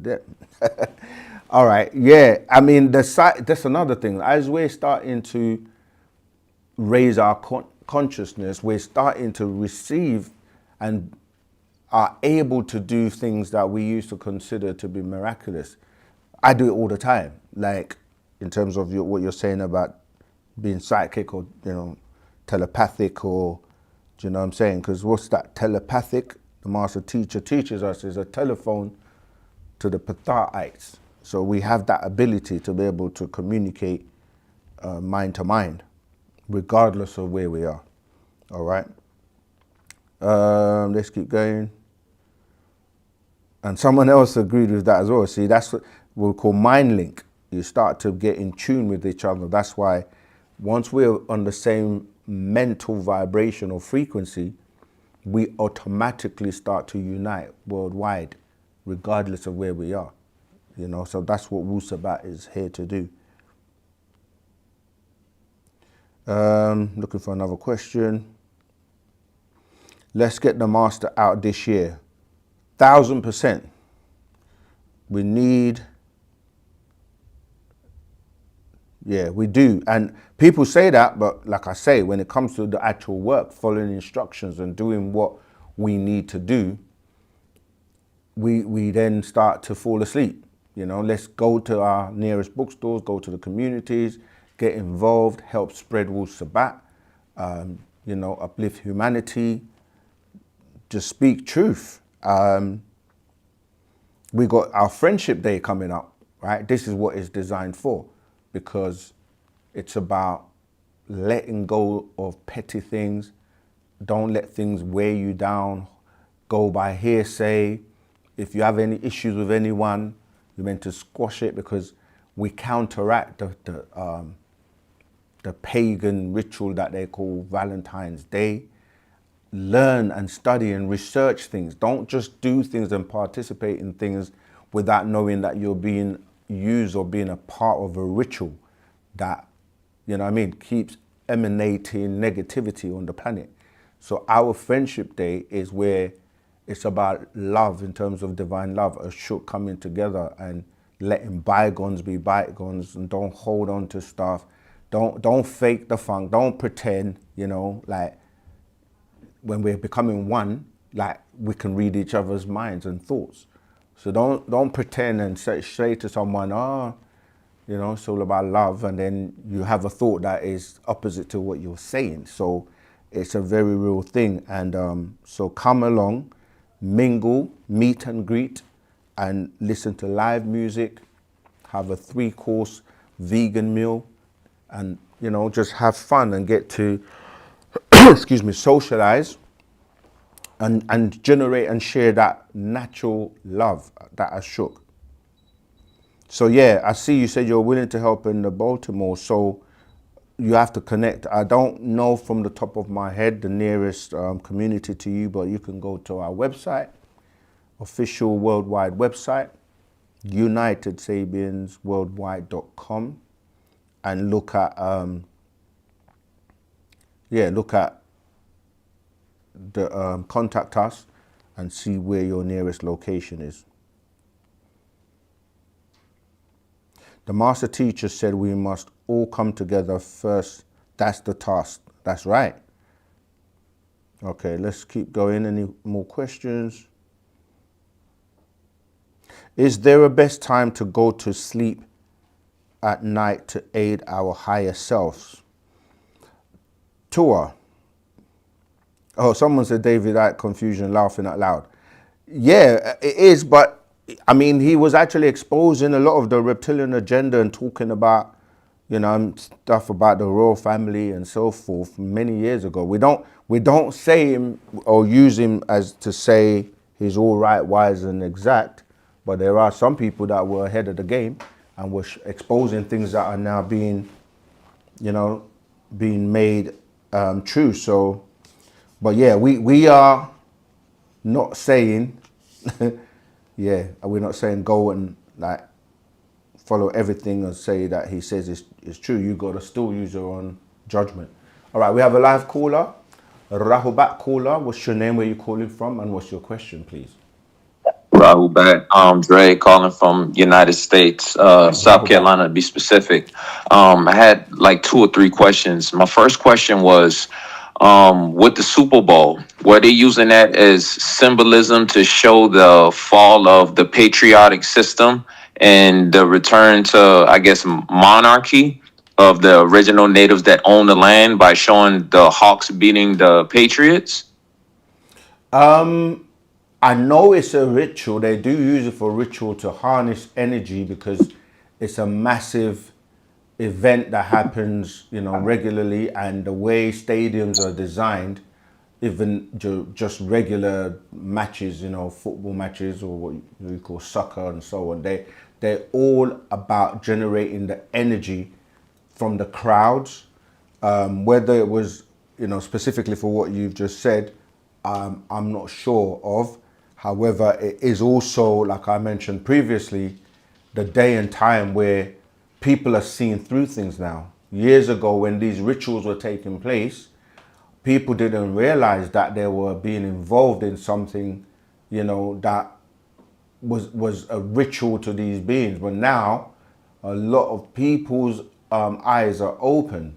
So now people see through this. They see through the symbolism. They see through what they're wearing. The whatever's going on. Now people just see through it because everything is exposed now. And as we're going into the era of we are in the Aquarian age. Yeah, that I know for sure that they do use them to try and harness energy for their extraterrestrial beings or the beings that are over, the puppets on the planet. So they do all of these rituals and generate that energy for them, because competitions always create, both sides, one that wins and one that loses. And the one that loses is a negative energy that's emanated. Go ahead to the next question. Next question I was going to ask. Is it true that there's more pyramids or ziggurats or mounds over here in Americas, North America and South Americas than it is over in Africa? But they have us programmed here in America to always leave to go to Kemet or Kush, South Sudan and stuff like that, and to not pay attention to the mounds that we have like in Illinois, Alabama, and That's right. Mississippi along the river? That's right, yes. And this, even just in Sudan alone, there are more pyramids, but they focus just on the Giza plateau. They just deal with that, the 3 pyramids of Giza, but there are pyramids all over the planet. And because the structures, although were taken from Egypt, the energy, remember, shapes generate particular types of energy, and pyramid is the most solid sound structure there is, because it emanates standard columnar waves or tachyon energy, which comes out like the double helix.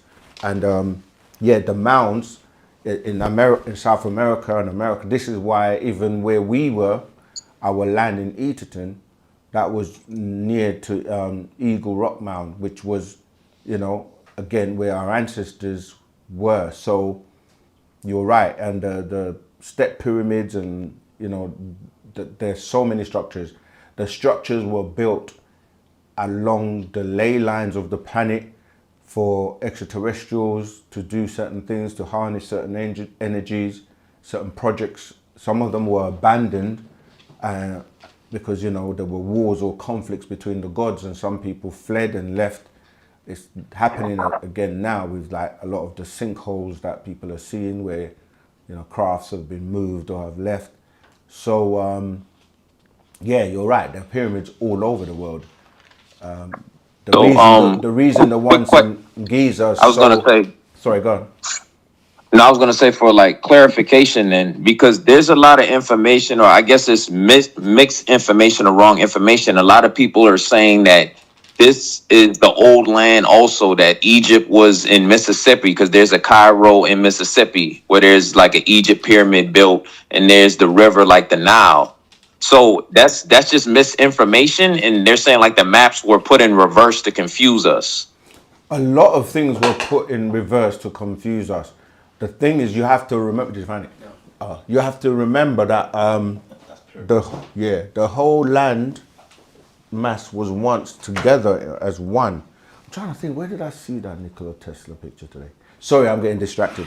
But yeah, the land was one anyway, and there Right. was a center. And what happened is that a lot of the culture from what people are calling Egypt is the same people that were on the other side. And so they literally had the same things. And the story of Egypt is literally printed on the dollar bill in America. Like, they literally stole the stories and stole the country and rebuilt it.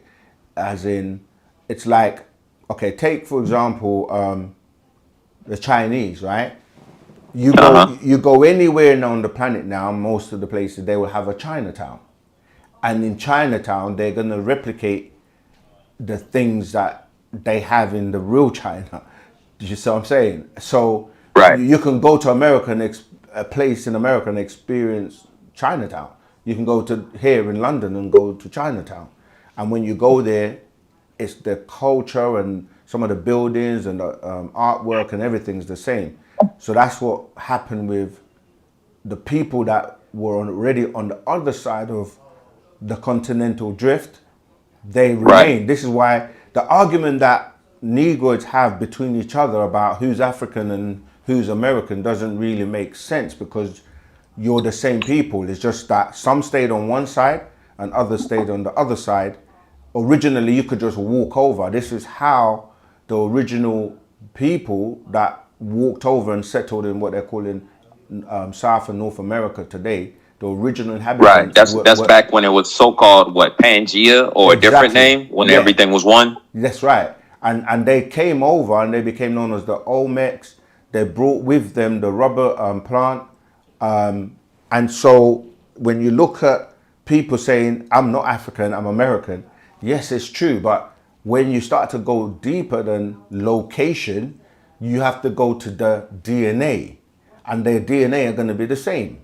So why are you arguing about who's African, who's American? Because no matter where we are on the planet, what is tying us is our DNA. That's why now everyone can be classified within the three major root races of being Homo naledi, Homo habilis, which is the African, or the Denisovan, and Homo florensis, which is all the Asians, and then you have the Neanderthal and the Cro-Magnon. So people try to claim locations because that's what happened. You got named Right. where you, Indoctrinated. yeah, you got. It's like I say to people, if you were born on a plane flying across the ocean, where would you say you're from? You can't put on your birth certificate, I'm from the Pacific Ocean. You Right. know, it's got to be based on like your DNA and your parents and where they come from. And so that's why we have to unite as one and stop this I'm not African, I'm not American, and yeah, divisions that are really unnecessary. But yeah, you're Okay. right. Quick question. Final question. In the Grand Canyon, they found like pyramids and other things that was what is it, Hindu or Nirvana influence, also Kemet influence. Was there a Stargate or portal there where they were traveling from both sides, pretty much African continent, to just teleport to the American continent? Because they said that Akhenaten's tomb is in the Grand Canyon. That's why NASA has it blocked off, and it's illegal for a regular person to go there. Yeah, they say a lot of things, and they have a lot of social media videos generated by AI now that are again distorting many facts. But as I was saying at the beginning, the land is not that far apart as is shown on the maps. and the way you travel when you have to take a plane to go on a long distance to get to some place where you can just travel in a straight line and get to. Like the Grand Canyon is where people can literally walk from, as you say, from India or from like Asia to America and to Africa. It's not really that far. There are some parts where you can look across the river or the ocean and see the other continent. But because of the programming, as you say, with the maps and the distortion and the turning things around, a lot of this was done for the Nagaru not to remember and know who they are and make that connection back and link back to our ancestors, you see. So now a lot of things are being made clear because it is a time for truth. So now people are starting to explain and discover, like I said, like it's really not that far between the continents. If you're looking at a map and looking at a drawing that has been pushed for many thousands of years, you're going to think that it is true.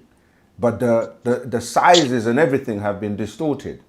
So yeah, you're right. There are gateways, or what we call portals, that literally link everything up. And there's a map called I Am America map, yeah, by a child called Laurie Toy, who had a vision that drew this map, and it shows you where these vortexes are, where they're located.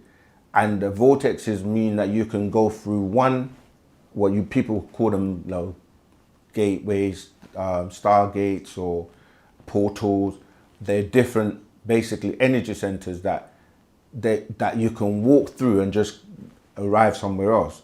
So many things But to do that, do you have to have it calibrated a certain way so you won't, I guess, unalive yourself with going through it? Yes, that these are the sciences that the master is teaching us, like removing metals from your body, cleaning yourself inside out, because you know some of these you have to you're dealing with electromagnetism, and you know when you say electro, you're dealing with electricity, electric, and magnetism, or you know we say electromagnetism. The magnet is it's an attraction. So yes, there are certain things that it's like if you're going to touch a live electricity wire, you're not going to just put your hand on it because you're going to get electrocuted or you're going to get shocked. Instead, you have to wear like rubber gloves, or you know you have to be able to conduct yourself in a way that you're not going to get harmed by, you know, the powerful electrical charges. So when you're going through some of these portals, yes, if you're full of metals and full of things that are going to be, you know, triggered by, it's like even when you go for an x-ray or you go for an MRI scan, or even when the baby is being, you know, scanned in the mother's womb, you know, they have to use particular frequencies, you know, like to be able to take pictures or see the brain and so forth. So when you're dealing with technology, it's the same principle. And you have to, yeah, you're right. You have your vibration and your frequency. You have to be prepared in a particular way. Even the Ark of the Covenant, you know, you couldn't just touch it or hold it because you had to be wearing a particular type of clothing and be prepared in a particular way. But in the Bible, they make it sound like, you know, you had to be some special person that was chosen by God to be able to touch it, when it's really just dealing with sciences of, like I said, like you need to know you're not going to just put your hand in fire, or you know, put your hand on electrically charge something that's going to electrocute and shock you to death. You follow? Right, correct. Yeah. Thank you. So, Absolutely, you're welcome. All right, let's move on to the next one. How can I continue to elevate my consciousness frequency and be a better ally? My grandfather is called a Negrito from the Philippines, but my maternal side is more from Asia. You continue by studying, by reading, by doing the things, the spiritual practices that help you,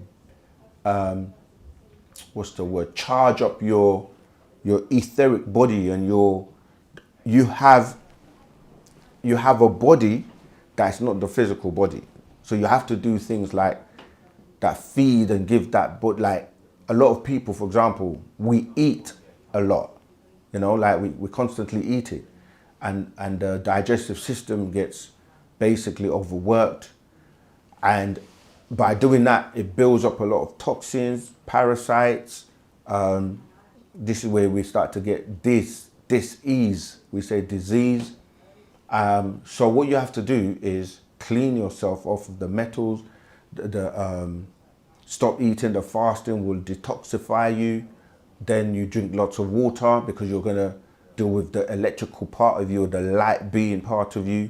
The meditation calms your mind so that you can utilize energy in a more appropriate way. The mindfulness, the care and concern, showing nature that you're in tune with it. So all of these things, right, this is for you, Jay Jasper, right? All of these things raise your vibration, yeah, or give you more energy. It's not just about your physical composition, you see. So if you don't worry or focus on the mundane physical things, like most people just are preoccupied with what they're going to wear, what they're going to eat, what their body looks like, so much so that the influences of the media would dictate, like, look like this, wear your hair like this, get a BBL, get this, get that, and people just get so preoccupied with the physical part of them, they neglect the actual essence of them, or their inner being that is more powerful. Because at some point your skin suit, which is really just bacteria, is going to remain here. And so we have to make sure that, to answer your question, you're doing things of higher vibration. We've got another caller, so I'll call them back. Okay. Yeah. So that was for you, Fab Solo. No, wait. Hung up. No, that's not you, Fab Solo. Who was I just answering? I've just lost the question. Oh yeah, it was Jay Jasper. Yeah, but I missed that Fab Solo. So let me go back to that one. What makes... Hello? Oh, we got a live caller. Greetings, Rahubat, as we say. What's your Rahubat? Where you calling from, and what's your name and what's your question, please? I'm calling from Maryland in the United States. Greetings. Go ahead. I'm calling to ask the question about the deity aspect for the female. The deity? The deity aspect, correct. The aspect of the female's deity. Oh, the aspect. Yeah, sure. Go ahead. Yeah. I'm calling about that because it seems like if the woman has the XX and the male has the defective X, it seems like the male has lost his deity and not the female, logically, if you're looking at it from that perspective, because one is lacking. So if they're lacking, the male has lost his deityship as well. Okay, so it just seems like that Dr. Baba Nanyun, I hope I'm pronouncing his name correctly. I hope he gets out real soon. I'm praying for him to get out, but it just seems like it would be better that it's placed that this culture is still placing the blame on the female. Oh no, because not at all. The way it's being presented is the female lost her deity. She has to get it back. Same way with the Christians. Oh, Eve, she did the one that had the apple. She ruined it all for the men. No, that's how a lot of the women here are interpreting it. No. So maybe you want to place that a little clearer. Sure. Because it seems like the women are being blamed because we don't lost our deity. Men has lost their deity as well. Okay. I mean, nobody's speaking about the deity that men has lost. But it just seems like it's all geared as the woman is failing. She's supposed to be king, or she's supposed to be the ruler. It doesn't just seem logical how Dr. Palamunu is coming to restore the women, but he needs to restore the men's thinking as well, because it doesn't seem like the women have the problem. We know that we're head of the household. All right. Men don't understand. The men doesn't understand that.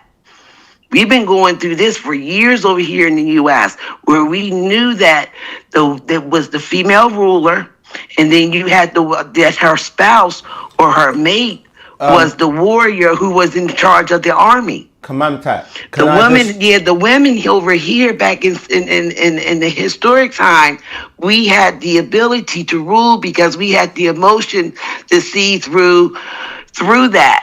When men rule, they have a masculine rule of a one way. I need to interrupt you because. Okay, I'm sorry. I'm gonna be a good listener. You've gone into preacher mode. I'm trying to get to the question, right? Okay. There were a lot of misinformation and assumptions. We do not teach that the woman is to be blamed. We don't teach that at all, and we don't teach that the man hasn't lost his divinity either. What we are teaching is that the female is the original goddess, right? And correct. The fact that the whole religious world, the monotheistic religious world, as you've also touched on, they try to blame or put the woman, suppress the woman and put her down by starting off with a lie to say that a man was created first and then the woman was created by a rib being taken from the man to form or create the woman. This is a lie. This is not actual facts.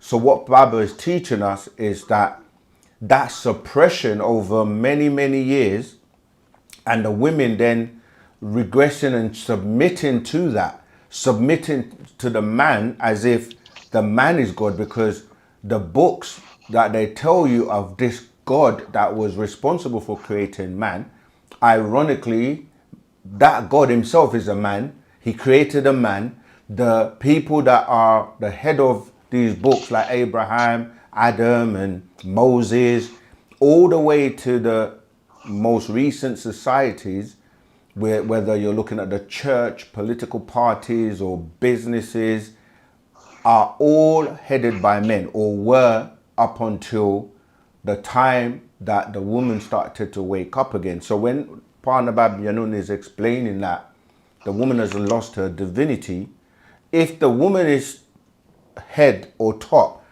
and the man comes from her, which is the opposite of what they're trying to teach you, then if the woman has lost her divinity, the man that is less than her would have also lost his divinity, right?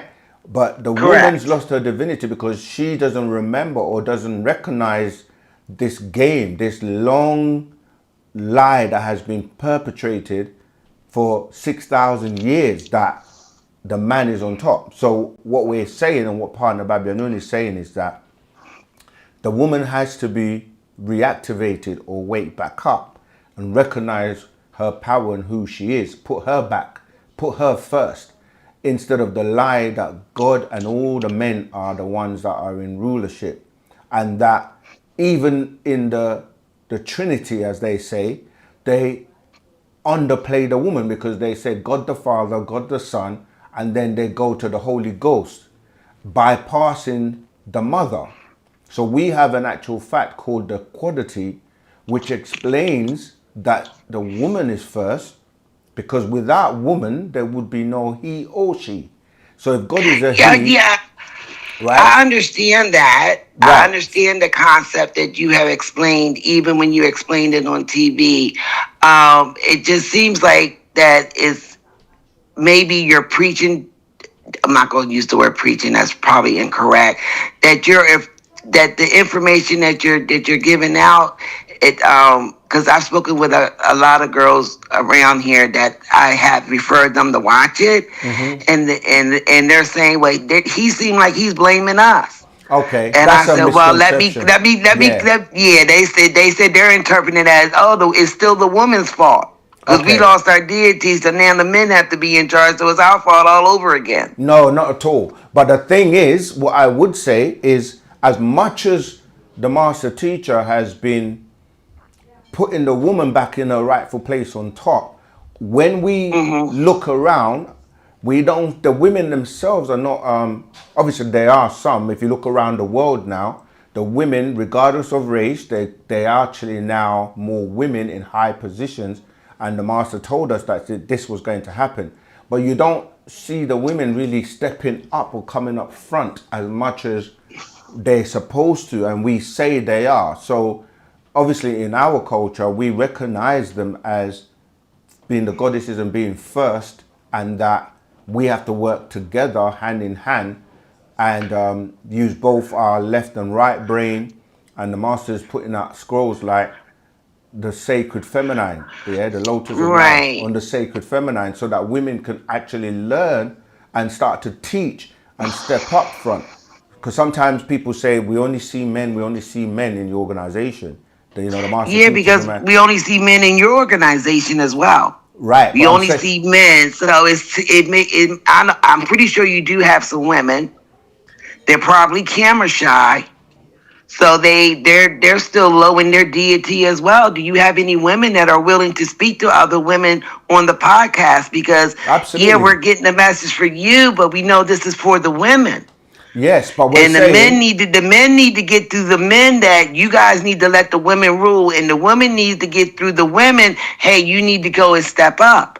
Right. So I'm not trying to break it up. I like for it to be a co-ed thing, but it doesn't seem like the co-ed thing, the way that you're doing it, because we're still seeing a masculine in charge on a TV screen. We're not in charge. We still see a masculine. We still see the patriarch.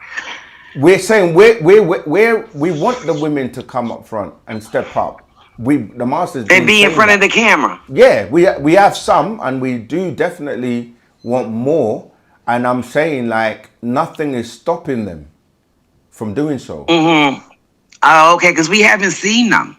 Well, we see the three men, if you watch and the then video, you got a new guy that's coming on who's kind of cute, and he has a nice, I kind of like him too. Young buck is doing well. Tell him to hang in there.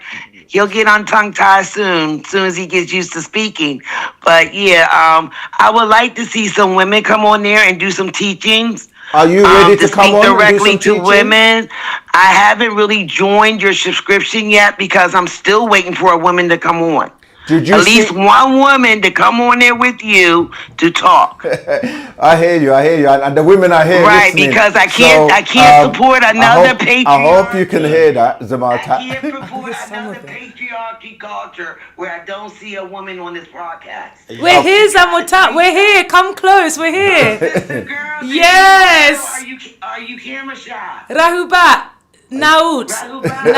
But I need to see you. I need to see you up there with my brother. All right. There you go. I'm glad you're speaking to. Where are you? Okay, I live in Maryland. I have my own herbal shop. Tour. Don't worry, we're gonna get them up here. With herbs. I'm trying to heal my community with herbs, so I opened up a herbal shop. Tour, Zamata. We'll get your details. We'll stay close. And just for the record, we have a video called "Every Woman Needs to Watch This" and send it to a sister on our channel, right? Really? Okay. Yeah, the title is "Every Woman Needs to Watch This" and send it to a sister. And it's from one of our sisters in where they at again? New Jersey. Thank you. Yeah, New Jersey. So get all those sisters that are with you to gather together and watch it together. Because they come to my herbal shop to learn how to mix their herbs to heal their body. Because I have blending classes. Yeah. So they be asking me about the Wu-Sabat, and I'm like, look, I'm not an expert. I've been watching it for about 2.5 years, but I don't know it all. Right. So. Yeah. We're gonna definitely. Because of time, we have so many more questions to get through, but we're going to take your details. Definitely get those, we call them sacred feminines, or the feminine. to watch that video. Every woman needs to watch this and send it to a sister. We're waiting, and we are also excited for our sisters to come on the platform and start to take their rightful position. Right, right. Okay, great. Thank you so much. You're Have a welcome. wonderful day. You too. Tawutat. Wadu. Carry you back. Bye bye. Okay, there you go. The sisters have spoken. And this is more reason why you should come to Friendship Day, so you can see all the sisters, and they're going to also be able to talk to you and interact and mingle. And it's online as well. So no matter where you are in the world, you can still get your tickets. We got 4 days left. You can get an online ticket. So you can actually see these females, our sacred feminine. And I like it. I like that call, because sometimes, you know, it seems like it's the men, but the women themselves, or the sacred feminine, you all got to take on that role, that responsibility. It's your time. Your time to rule, and for us to work with you side by side. So you've heard the powerful sister calling. All right, let's keep going with the questions. Love the dedication of OSM and all the student teachers. That's from Fruit Kid 4759. We appreciate, love your kind words. You know, everyone does help by spreading the word, commenting on the videos, liking, sharing, subscribing.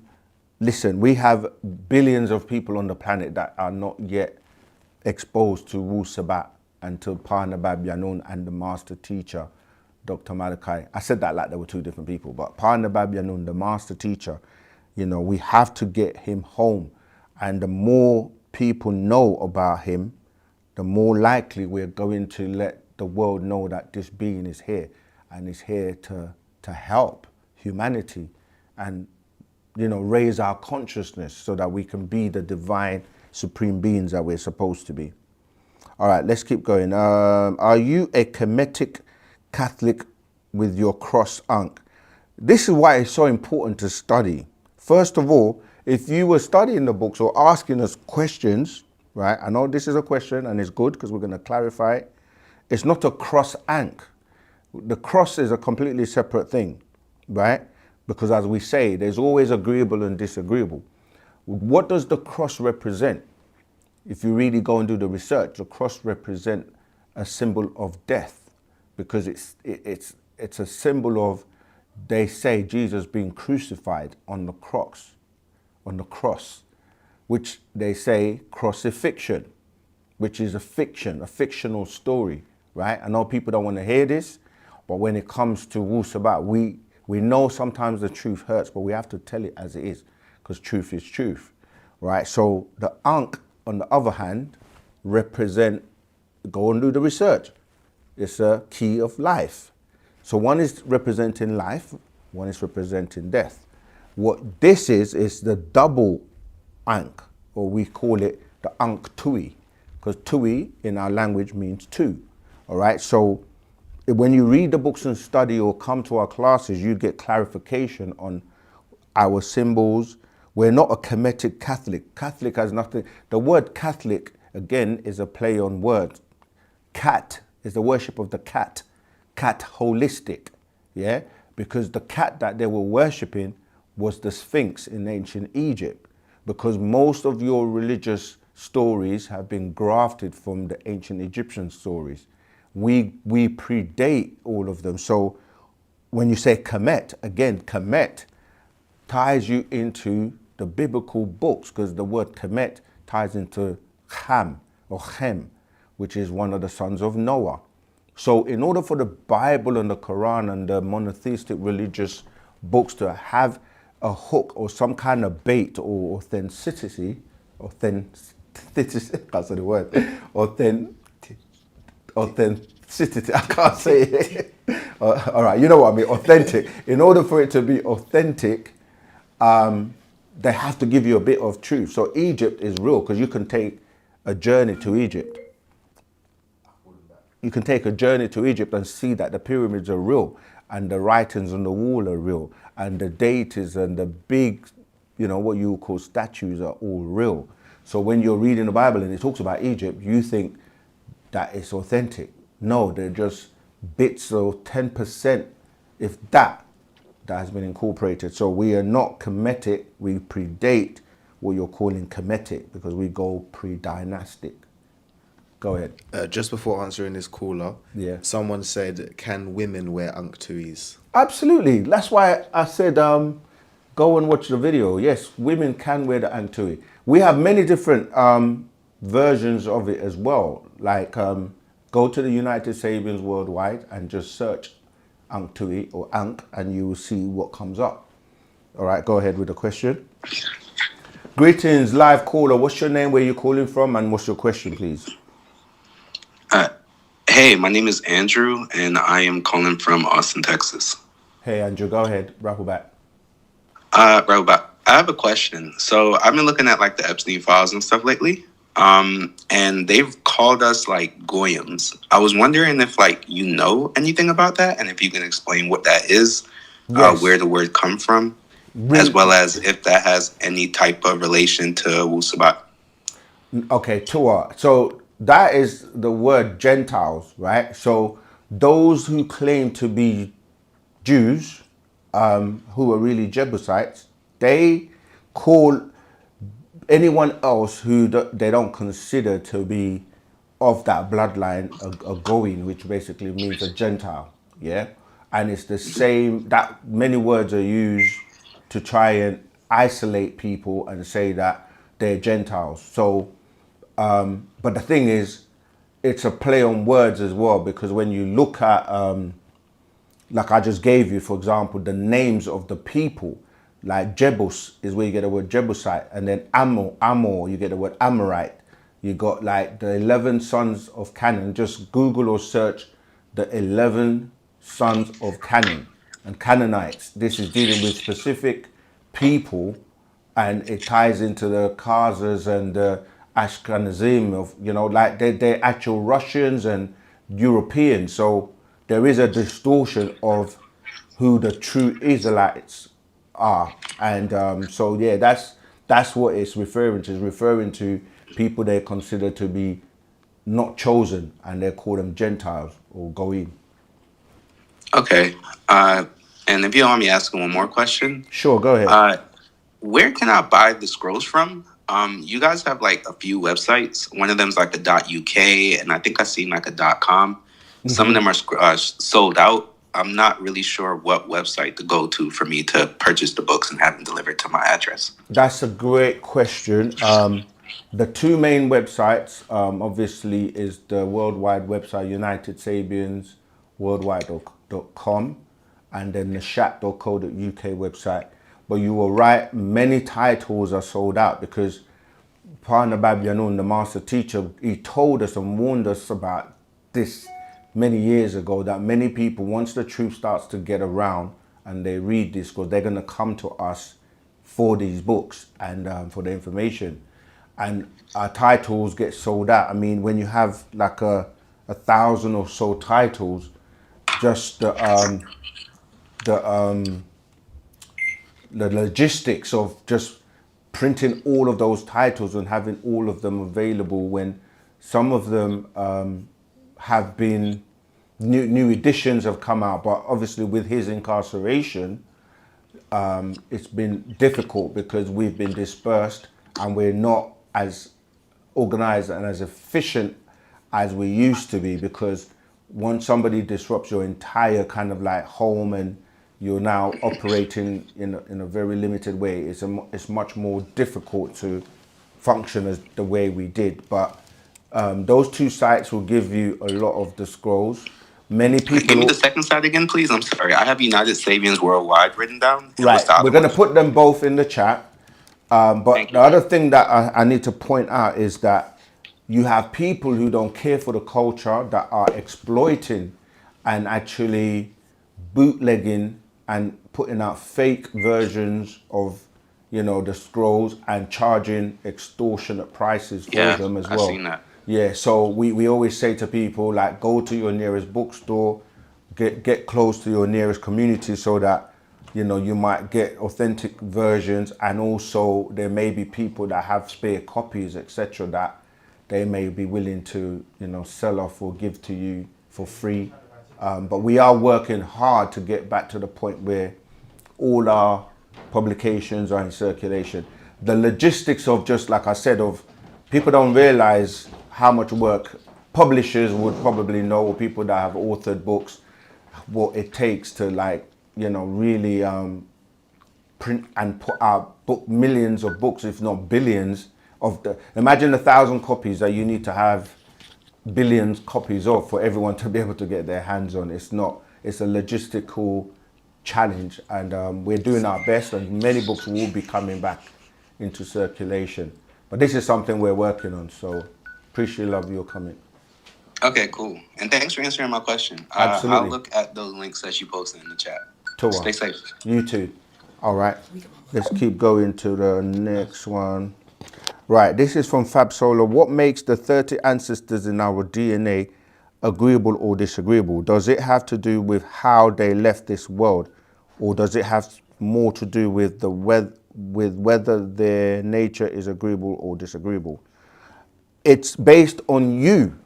Because right now you are their antenna, or like they live through you, because if they've crossed over or transitioned, you now decide who you align to, and that is based on your actions. But yes, depending on how they lived their life and what they did during their time here, they may be trapped and being utilized to affect you negatively if they were disagreeable, or the other way. This is why you have both natures in you, and it's about one conquering the other, meaning that your agreeable nature should conquer your disagreeable nature, because your disagreeable ancestors that are coming through you, they want to utilize your physical vessel to do their disagreeable things, or to still continue to experience the things that kept them trapped. And that means, for example, you're doing something. Remember, everything is energy at the end of the day. So when you have fear, when you have worries, when you have things that are vibrating on a lower vibrational frequency, you're actually feeding that negative force, and you're pulling yourself to that vibration. Whereas when you're doing everything the opposite, where you're healthy, you're eating well, you're joyful, you're cheerful, you're focusing your mental energies on achieving positive things, helping people, humanity, helping and doing things that are gonna help, cleaning yourself inside out, avoiding disagreeable acts, then you're gonna suppress the disagreeable within you. And so when you become an ancestor, now remember that if you have children, they're gonna be calling on you. So you gotta make sure that you don't get trapped because of your low vibration. And so, yes, it's dependent on everyone, but more importantly, it's dependent on you and what your nature is like, because they can only utilize your negative nature if you're disagreeable. Yeah, I hope that helps. Let's keep going. Covered that one already. Is there anything on, all right, let's have a look.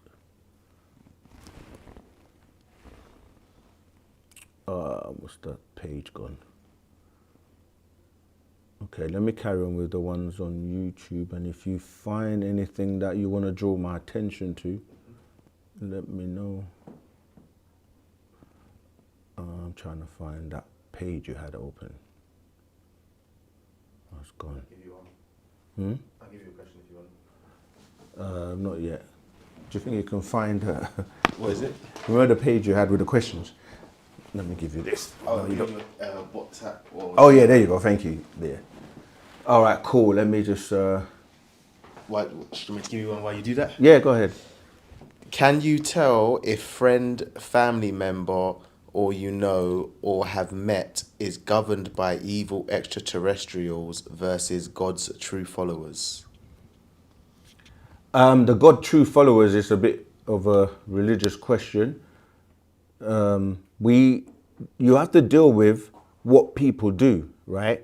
Their actions and their intentions. Action speaks louder than words, as they say, right? So what I'm basically saying is that when you're around people, it can be subtle sometimes not to recognize or realize, but over a period of time, you can see whether or not someone that is around you is constantly influencing you to do disagreeable things or go into situations that are going to cause you, to be more on a negative vibration. And then you're going to have those who influence you positively, you see. So, I see you got... Just another question. Okay. So, you have to monitor and watch and like look back and track the situations and how they treat you and how they are when you're in a low state and how they are when you're in a high state. Like they say, like,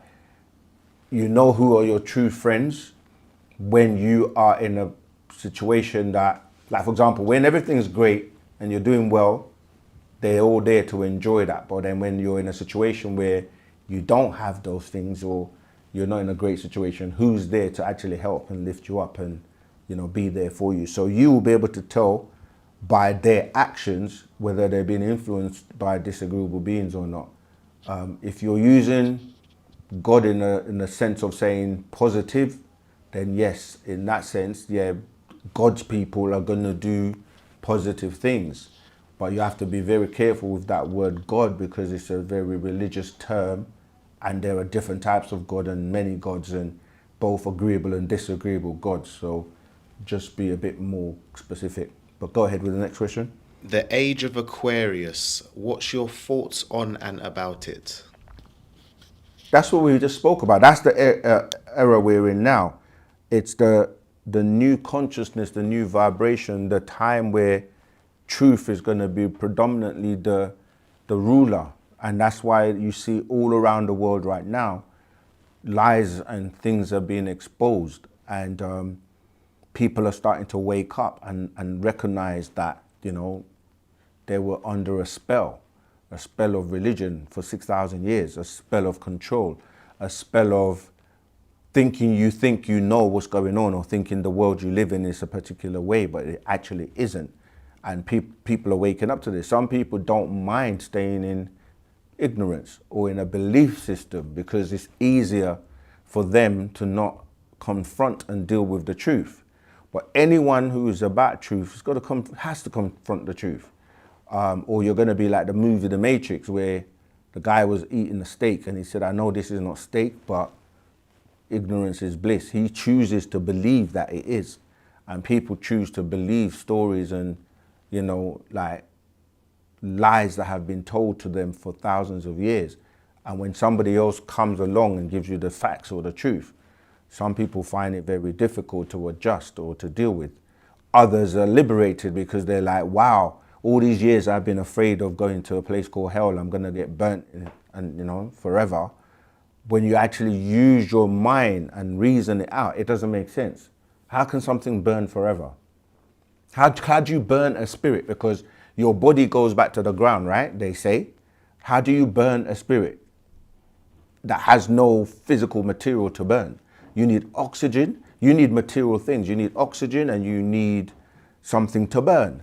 And that's why the burning will give off carbon dioxide. Yeah. So you take in oxygen, something burns and it gives off carbon dioxide. So when you start to look at things scientifically and break things down properly, it makes no sense to be torturing yourself and be afraid of going to somewhere that you're going to burn forever. How hot is the fire that it can't burn you? And like I said, how do you burn a spirit or how do you burn a soul? So the misinterpretation and distortions of religions is what causes the unrest and the fears and the worries, and then people get sick from it because they actually think that there's someone with a pitchfork and horns in a place called hell, which doesn't exist. You give yourself hell by being on those vibrations and frequencies that give you the fear and the worry and the negative vibrations, having you preoccupied with doing things that are draining your fluids. Like being oversexed or overeating or being in the wrong places where you're being exposed to the wrong frequencies. So hell is a state of mind, and it can be a place, because if you're living in a place where, let's say for example, and this is no disrespect to anybody particularly, but if you're in a place where, you know, you live in a crack house, or like all you see all the time is people unaliving each other, and then they you know, they're unaliving each other. It's just constantly fighting and disagreements and arguments and so on. Yeah, so you give yourself heaven or hell. You got it? You give yourself heaven or hell depending on your state of mind and what you do every day. You can choose to get up and be joyful and happy and look at the positive outlook in life and focus on your development, making yourself healthy, you know, helping other people, engaging in projects that are helping the children, the elders. You know, you just live a very positive life, helping people and helping humanity. And life is beautiful when you're looking at the glass as half full and not half empty. Yeah, so that's what you do. You just live and enjoy and be on the right frequency and vibration, which then attracts and draws you with others like you. Okay, thank you so much, Lewis World 5019. Welcome to the team of OSM. We love when we see new people join. Let me move on. Simon Stern, isn't necromancy used by the people in religion? Absolutely, that's what it's all about. It's a vampire worship. Why would you want to drink the blood of someone and eat their flesh? That's what it literally says when you're going to communion and you're, you know, like, this is the blood of Christ, and you're eating it. Even if you say it's symbolic, why would you want to eat somebody's flesh and drink somebody's blood? Why do you worship a being that has already crossed over, is dead, or you would say it's a ghost? But you say he's a ghost, so he's no longer here. So that's a worshipping of the dead. Everyone in these religious books is dead. No one is alive. And the one they do say is alive, which is the Son of God, is a ghost. A ghost is a being, a disembodied being, right? Then the next one they say is in heaven, a place that you can't go to or can't prove, but they say he's alive.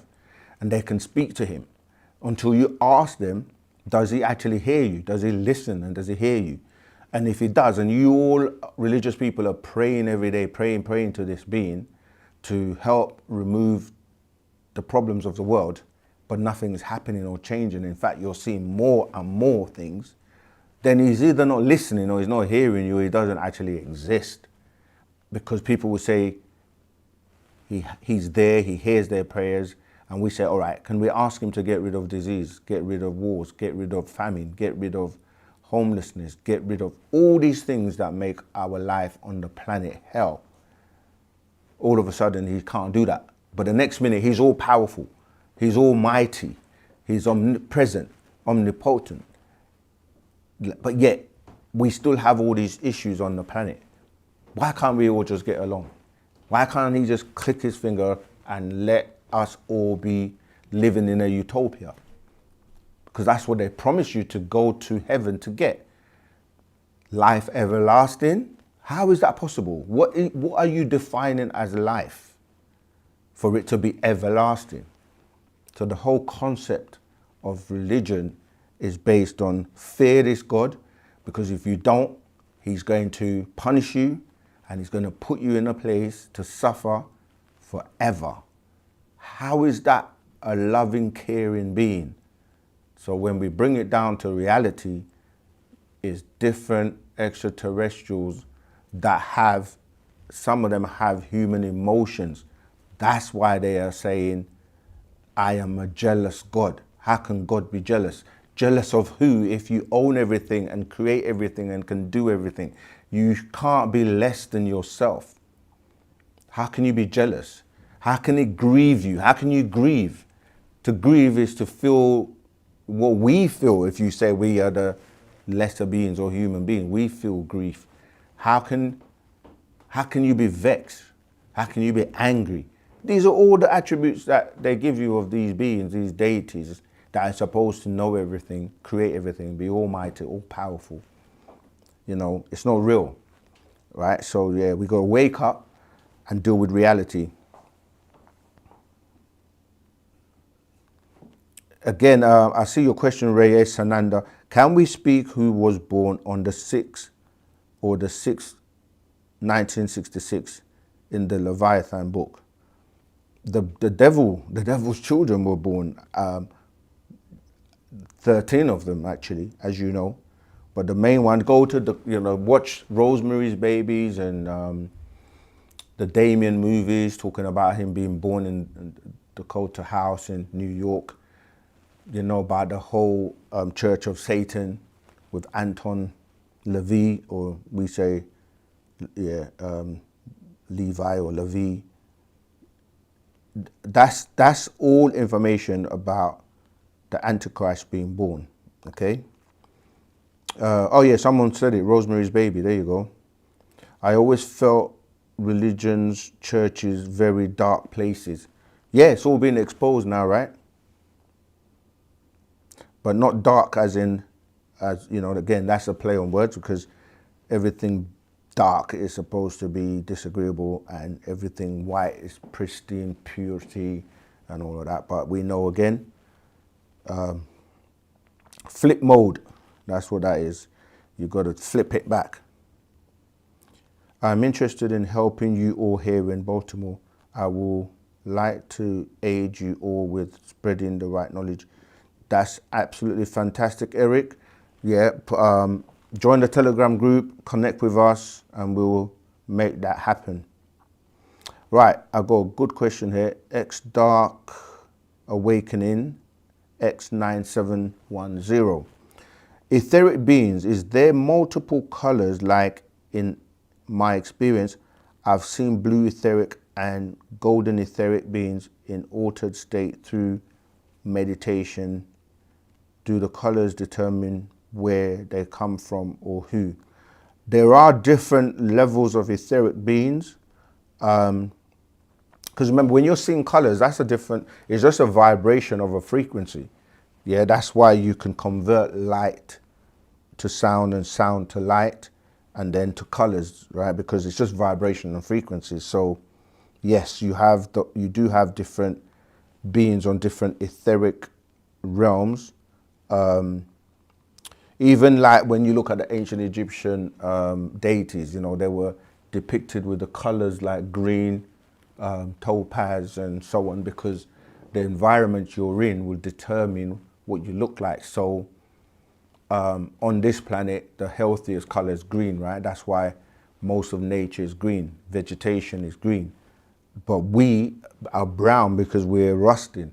When you start to look at the fact that we are now, because of the composition of our bodies and the sun and where we are living, I'm trying to remember, the names escape me, of the magnesium. Did I say that already? Yeah, we lost the magnesium. And so that's why we're now brown, but we weren't originally this color. And some beings that live in the seas, they're going to have a different type of hue. So yes, that's true. But in terms of determining where they come from or who they are, it doesn't determine like where they come from, but as I've already said, the environment you're in or the elements that are surrounding that environment will change you to match the elements of that environment. So your telepathy does not work to communicate with him. Who's him? This is from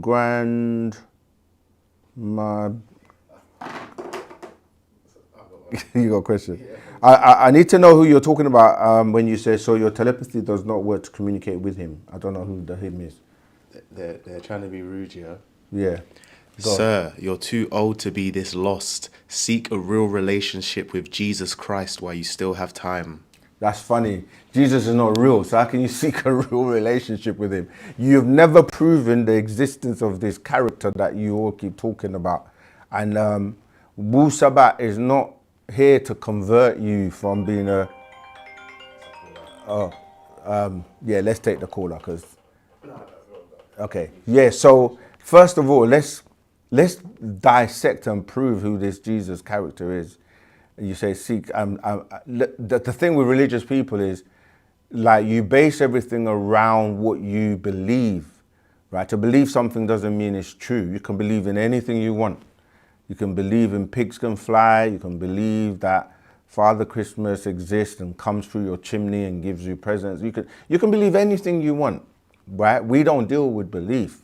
We only talk about religion and these characters because we know where the stories have been concocted from, and we're only doing it to help the people that are still caught up in it until they are able to raise themselves on a conscious level to be able to deal with truth and deal with facts, you know, because even the name doesn't make sense. Like, you can't even tell us the origin of that name, because he never, even according to the books, when we say he and according to the books, we're talking about according to the books that you follow, which most don't take the time to read and investigate.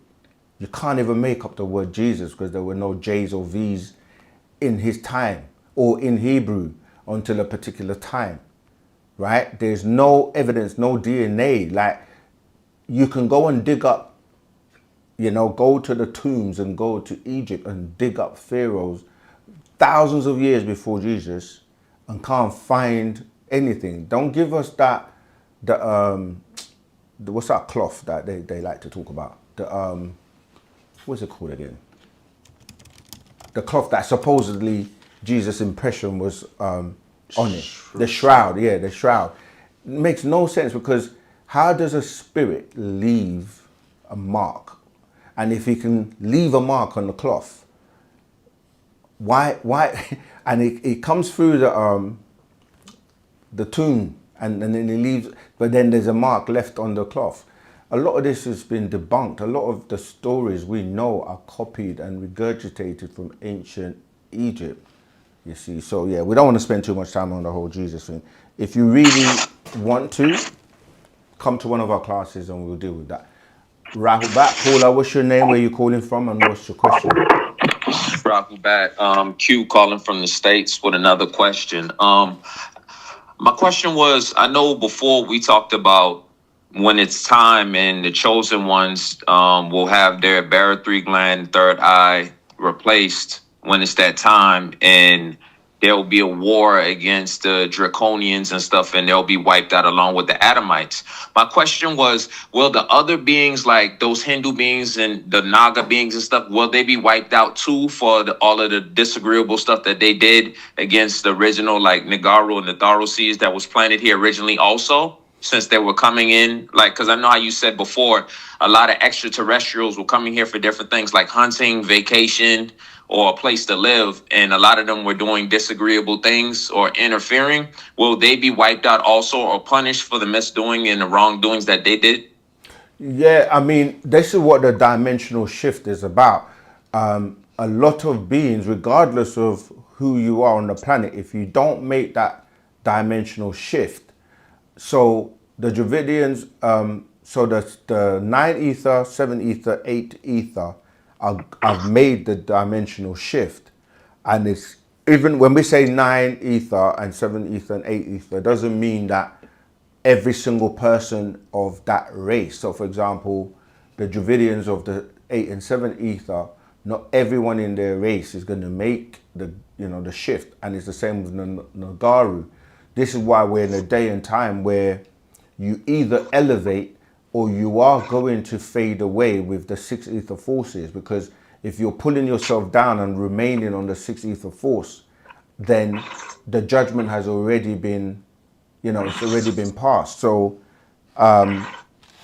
Yeah, and it's also based on you as a being and your actions, your intentions and your actions that will determine whether or not you make it or not. And there are going to be so many things, like somebody else is asking about COVID and the different things that have happened on the planet and genetic markers. So some people have to, this is why you have to clean up yourself and then, you know, deal with your DNA, because the more it's about, your DNA is programmable, and the things you do and the thoughts and your actions can reprogram and change you, right? So some beings, like the 6 ether beings, some of them, they can make it if they mix with the 9 ether beings, you see. So the 5 ethers are definitely not going to make it. So it's all about what you do to reprogram yourself, and it's easily done by your actions and the things you do, from, you know, just getting healthy. For example, most people on the planet are very unhealthy because of the things, like the food you eat. A lot of the food you eat are not natural anymore. You know, there are foods that are genetically modified and you don't know anymore. So you know, just not knowing what you're doing, that's why the information and the knowledge is here, so that you start to know what to eat, how to live, you know, how not how to live to eat, but how to eat to live, you know. So it all depends. But yes, there are some beings that are not going to make it because of the way they vibrate and based on what they've done in the past. Okay, and then final question. Here in the States is pretty well, I guess it's kind of similar. I think anywhere you go for which you would classify as, we've been classified as Black or African American or Negro under that classism. Yeah. But I noticed that, let's say, like when you get like immigrants or from other what we classify as like races, whether it's Caucasian, Indian, or Asian, or the three groups, like they're able to come over here, get a business loan, get benefits that us who are, like, let's say, originally from the land, were enslaved and built the country, we're not able to get the same type of benefits. Is that because those extraterrestrials being in control and placing those laws to keep us dumbed down and not allowing us to get those things, to elevate our minds also too? Of course, the disenfranchised methodologies have been used for many years, because obviously, in order for you to be able to control somebody and keep them subjugated, you can't give them access to the same resources, because they've made economics and their God really being money. That's why, you know, they put on the dollar bills and that, "In God we trust." But the question is, which God? Which God are we talking about? And when you start to look at the banking system and look at the richest families and deal with, like, you know, the Rothschilds, the 12 major families that have basically been controlling the monetary system, they have basically designed and orchestrated and financed a lot of wars. Rockefellers and the Bilderberger groups, the people that they're the richest people, they control. But the thing is, now we've got to a stage where that system is going to be reset, because money hasn't evolved, and this is where the whole cryptocurrency and, you know, the whole Epstein files and what's happening now, it's all coming out, because that control is, the centralized system is now fading to more decentralized systems, and everyone has opportunities now, but again, without the knowledge and the know-how, you may not know what to do. So when certain things take place, when like resets happen, some people are going to become wealthy and others are not, because you have to position yourself in a way that you know what to do, or else you're going to be, the line between the different classes are fading. It's just going to be rich and poor, you know, and the rich are going to control the masses of resources, and the poor are going to basically be subjugated to slavery. So the question really is, why do you rely on anybody else when you can create your own wealth and create your own stuff. And this is one of the things where with us as Negroids, over the years, if you look at Black Wall Street or any time where black people have got together, because they have been, like I said, they basically don't get the same opportunities, and then they go and create their own, and it thrives and becomes successful. You see that, the jealousy comes in again, and they, like I said, with the Black Wall Street example, they go about destroying it. Like our nation, we were doing the same thing with our own land and our own stuff, creating our own everything. And that's now been They just want us dispersed. to be dependent upon them, because every time we build something and it's successful, either they destroy it or they'll take it. Like I noticed during, let's say, like the enslavement period in Americas, we made hundreds or thousands of inventions, but in the 1700s, they created something called the Copyright Act and the Patent Act or whatever law, That's and then right. they stole all the inventions. So now we can't, benefit off of it, or, our families or generations to come. That's right. But again, this is why, again, we're saying that natural nature and the world is changing to the point where there are certain things that are going to happen or are happening that cannot be reversed. And one of them is, like I said, those beings have got those genetic markers that their telomeres have been shortened are going to be removed. And we're moving to a stage where humanity has to evolve to a higher consciousness, or we will destroy all ourselves. And the wars that are going on right now, like if you see how close Russia and the USA are, nuclear weapon would mean no one really will be able to survive like that, unless you have higher beings that can step in. I mean, like extraterrestrial beings that can step in and take you away, or take you through a stargate or a portal or somewhere where you know how you're going to be able to be saved if that level of catastrophe was to happen to the planet. This is why extraterrestrials that are agreeable have been racing to prevent us bringing about total destruction to the planet, because it won't only affect beings on the planet, it will affect other extraterrestrial beings that live on the planet, in the waters. And if it goes to the point where the solar system is destroyed, then it's going to affect the galaxy, and the galaxy is going to affect the next galaxy. So extraterrestrial beings are here to also prevent and stop certain things happening. They really can't intervene with our evolution, but they do help when it gets to the point where, man is about to ruin life on Earth for everyone.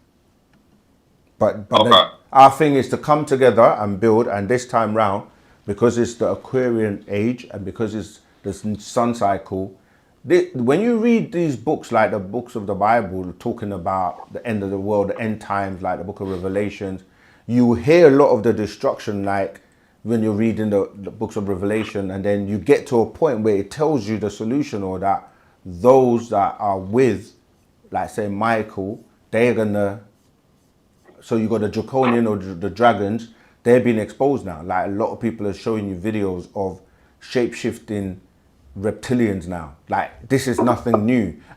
And those are the draconians that we're talking about, that have hijacked the planet and have been subjugating a lot of the people on the planet. But that's changing, and they're going to get exposed and they're going to get wiped out. And what's going to make that happen is the more people that wake up and don't fall for this system that has got you, what we call it, the Matrix, as the movie was showing you. Like, you've got to rise up from that slumber, from that sleep, and take back control of your being, and be fearless, and don't worry about things and be so negative and angry and fighting and divisions and wars and all that stuff is just creating chaos on the planet. You remove the chaos and we're good. But we got another question? Okay. We've already... Thank you. Yeah, thank you for your question. Right, let's go. Next one. I'm gonna call them back, yeah. Okay, in the meantime, I'm gonna run through some of these questions that I saw. Okay, what is the Most High's name? Depending on which book you're reading from, and the Most High would be the highest person in whatever you're measuring in that place, book, country. So if you're talking about the Bible, for example, the Most High is Anu, which is the Sumerian God, right? Which is where the Bible and these books came from anyway. Hello? Yeah, greetings, Rahubat. Greetings. Yes, Rabobat. Yeah, go ahead. What's your name? What's your question? Where are you calling from?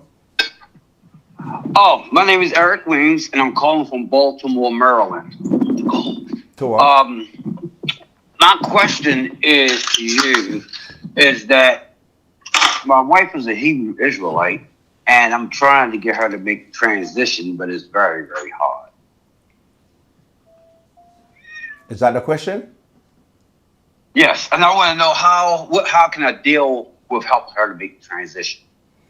By you living truth and by your example, because one of the things we sometimes have to remember that everyone has their journey, and just because we have got to a certain stage, we can't hurry up everyone else to come and be at the stage we are at. And so this is where the ashuk, which we call divine love, comes in. It's like you have to understand that people are going to only change when they are ready to, or when something hits them. All you can do is do your best by recommending things and showing her things, but ultimately your example and how you transform and change.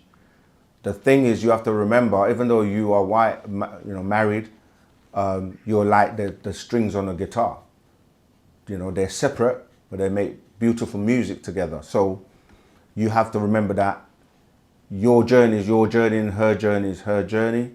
And your example and how if you transform and something it's almost like when you use a product, right? A product or a service. Correct. If it's really great and it changes your life, you're going to tell other people about it. But at the end of the day, you can't force it on them. They have to try it themselves. And so, yeah, just focus on yourself. You came in the world alone. You're going to leave alone. And she came alone and she's going to leave alone. But obviously, during the journey, whilst we're here, it's about us being united and working together so we can make it as smooth for each other as possible. Okay, one more question. And I'm the one who asked you about Baltimore, Maryland, because I'm from Baltimore, Maryland. Mm-hmm. And I used to follow the Nubian Islamic Hebrew Mission back in the 80s. Yeah. And I remember that they had a tabernacle, and I was very much affiliated and active with them. So will there be another tabernacle, or are we... is there anywhere that I can go that you know of in Baltimore where I could take her to try to help feed her the information, and for myself for updated information? Torah, we are the Nubian Islamic Hebrews. We still are all the titles that we once held. It's just that as we're growing and evolving, we're still walking and learning more about who we are. And because of the different divisions and separations, that's why we come under the umbrella of United Sabians Worldwide or Nuwapians Worldwide. So you can go to the nearest, I'm trying to pull it up on our website. So if you go to the contact us page, it shows you all the local jurisdictions where you can still go and take her to classes. I'm not sure are you anywhere near South Carolina? I've sent in the link. Okay. No, I'm in Maryland. I'm north of South Carolina. Right. But I'm close to New York. Okay, so you could go to New Jersey or New York. Those are very close to you. And yes, go to the classes. New Jersey's quite not too far as well. Now, I live right outside of D.C. Okay. Yeah, so yeah, we've sent you the link. You got Washington, D.C. And we've sent you the link to all the addresses, so you could call those numbers and go and go to classes. You can take the whole family along with you. Okay. Now, one more last question is: do you have any idea of what happened to the Malaysia jet that disappeared and what happened to it? Well, I can't speak on that one specifically, but next week we can go into more detail. But we do know there are, like we say, portals, and you can be basically extraterrestrials, and certain beings have technology that they can literally just snatch you and take you somewhere else. I believe that too. That's the same thing I was describing to some of the people who does listen to Dr. York and know that I was used to follow, because I still try to teach the best way I can.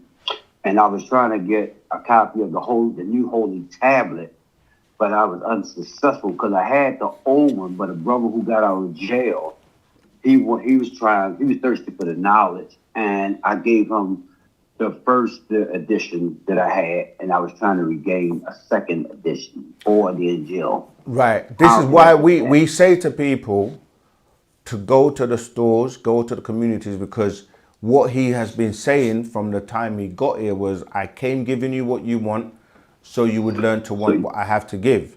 And what he came to give, he started to give when he started going from the Right Knowledge series and going into what we call the Hereafter Doctrine, and said that the Holy Tablets expired in the year 2000 AD. So the Pataruk, the Master's Secret, the actual facts, these are the Hereafter Doctrine which he came to give us. So a lot of people are still getting caught up in the books before the Hereafter, like the Holy Tablets and the books, many books he wrote before. We are not for 1 minute saying that you shouldn't read those books, but you're going to do yourself much more of a service to move on to the Hereafter Doctrine.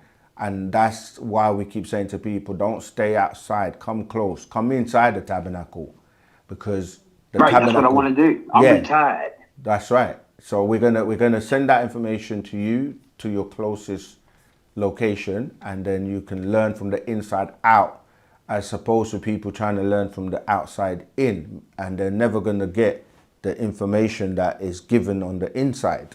So, yeah. All right, folks, we're gonna have to leave it there, because you got 3 questions. 3 yes or no questions. Okay, absolutely. And then one after that. Yeah.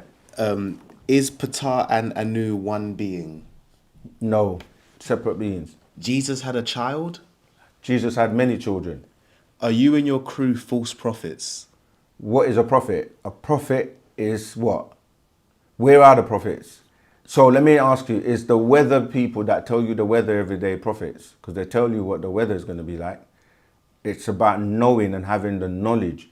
The things people call prophecy and miracles and things like that are just because they don't know the alchemy or the science behind it. But we're not false, because we deal with truth. And when you say prophet, just read the books. Like right now, the master teacher is talking about things nobody else is talking about. He's telling you what's going to happen, in 2030, 2032, 2043. No one else is talking about that. So you make for yourself what you think, but everything he has ever said since he's got here has manifested or come to pass. So on that note, you got another one. You said you have 3. Question. Okay, go on then. What's the meaning of the symbols on outfit? Oh, we've been through this so many times. The Angtui, come to our event and come and talk to us and socialize and tune in online if you're not in the UK. But yeah, we go into more detail about that for you. And we want to say we appreciate love everyone that tunes in. Don't follow the distractions and people that say you're this, you're that, because the minute you put them on the stand, like you stand and let us ask you questions. Let's dissect what you teach and let's see who's the one that is teaching false information. So, Wu-Sabat is in a league of its own. We're not here to convert people. We're not here to try and persuade you. If you want to stay as a Muslim, stay a Muslim. If you want to be a Christian, stay a Christian. If you want to stay in belief, stay in belief. But for those who are elevating, that want to go to the higher levels and transform their lives and become those supreme beings, that's who we are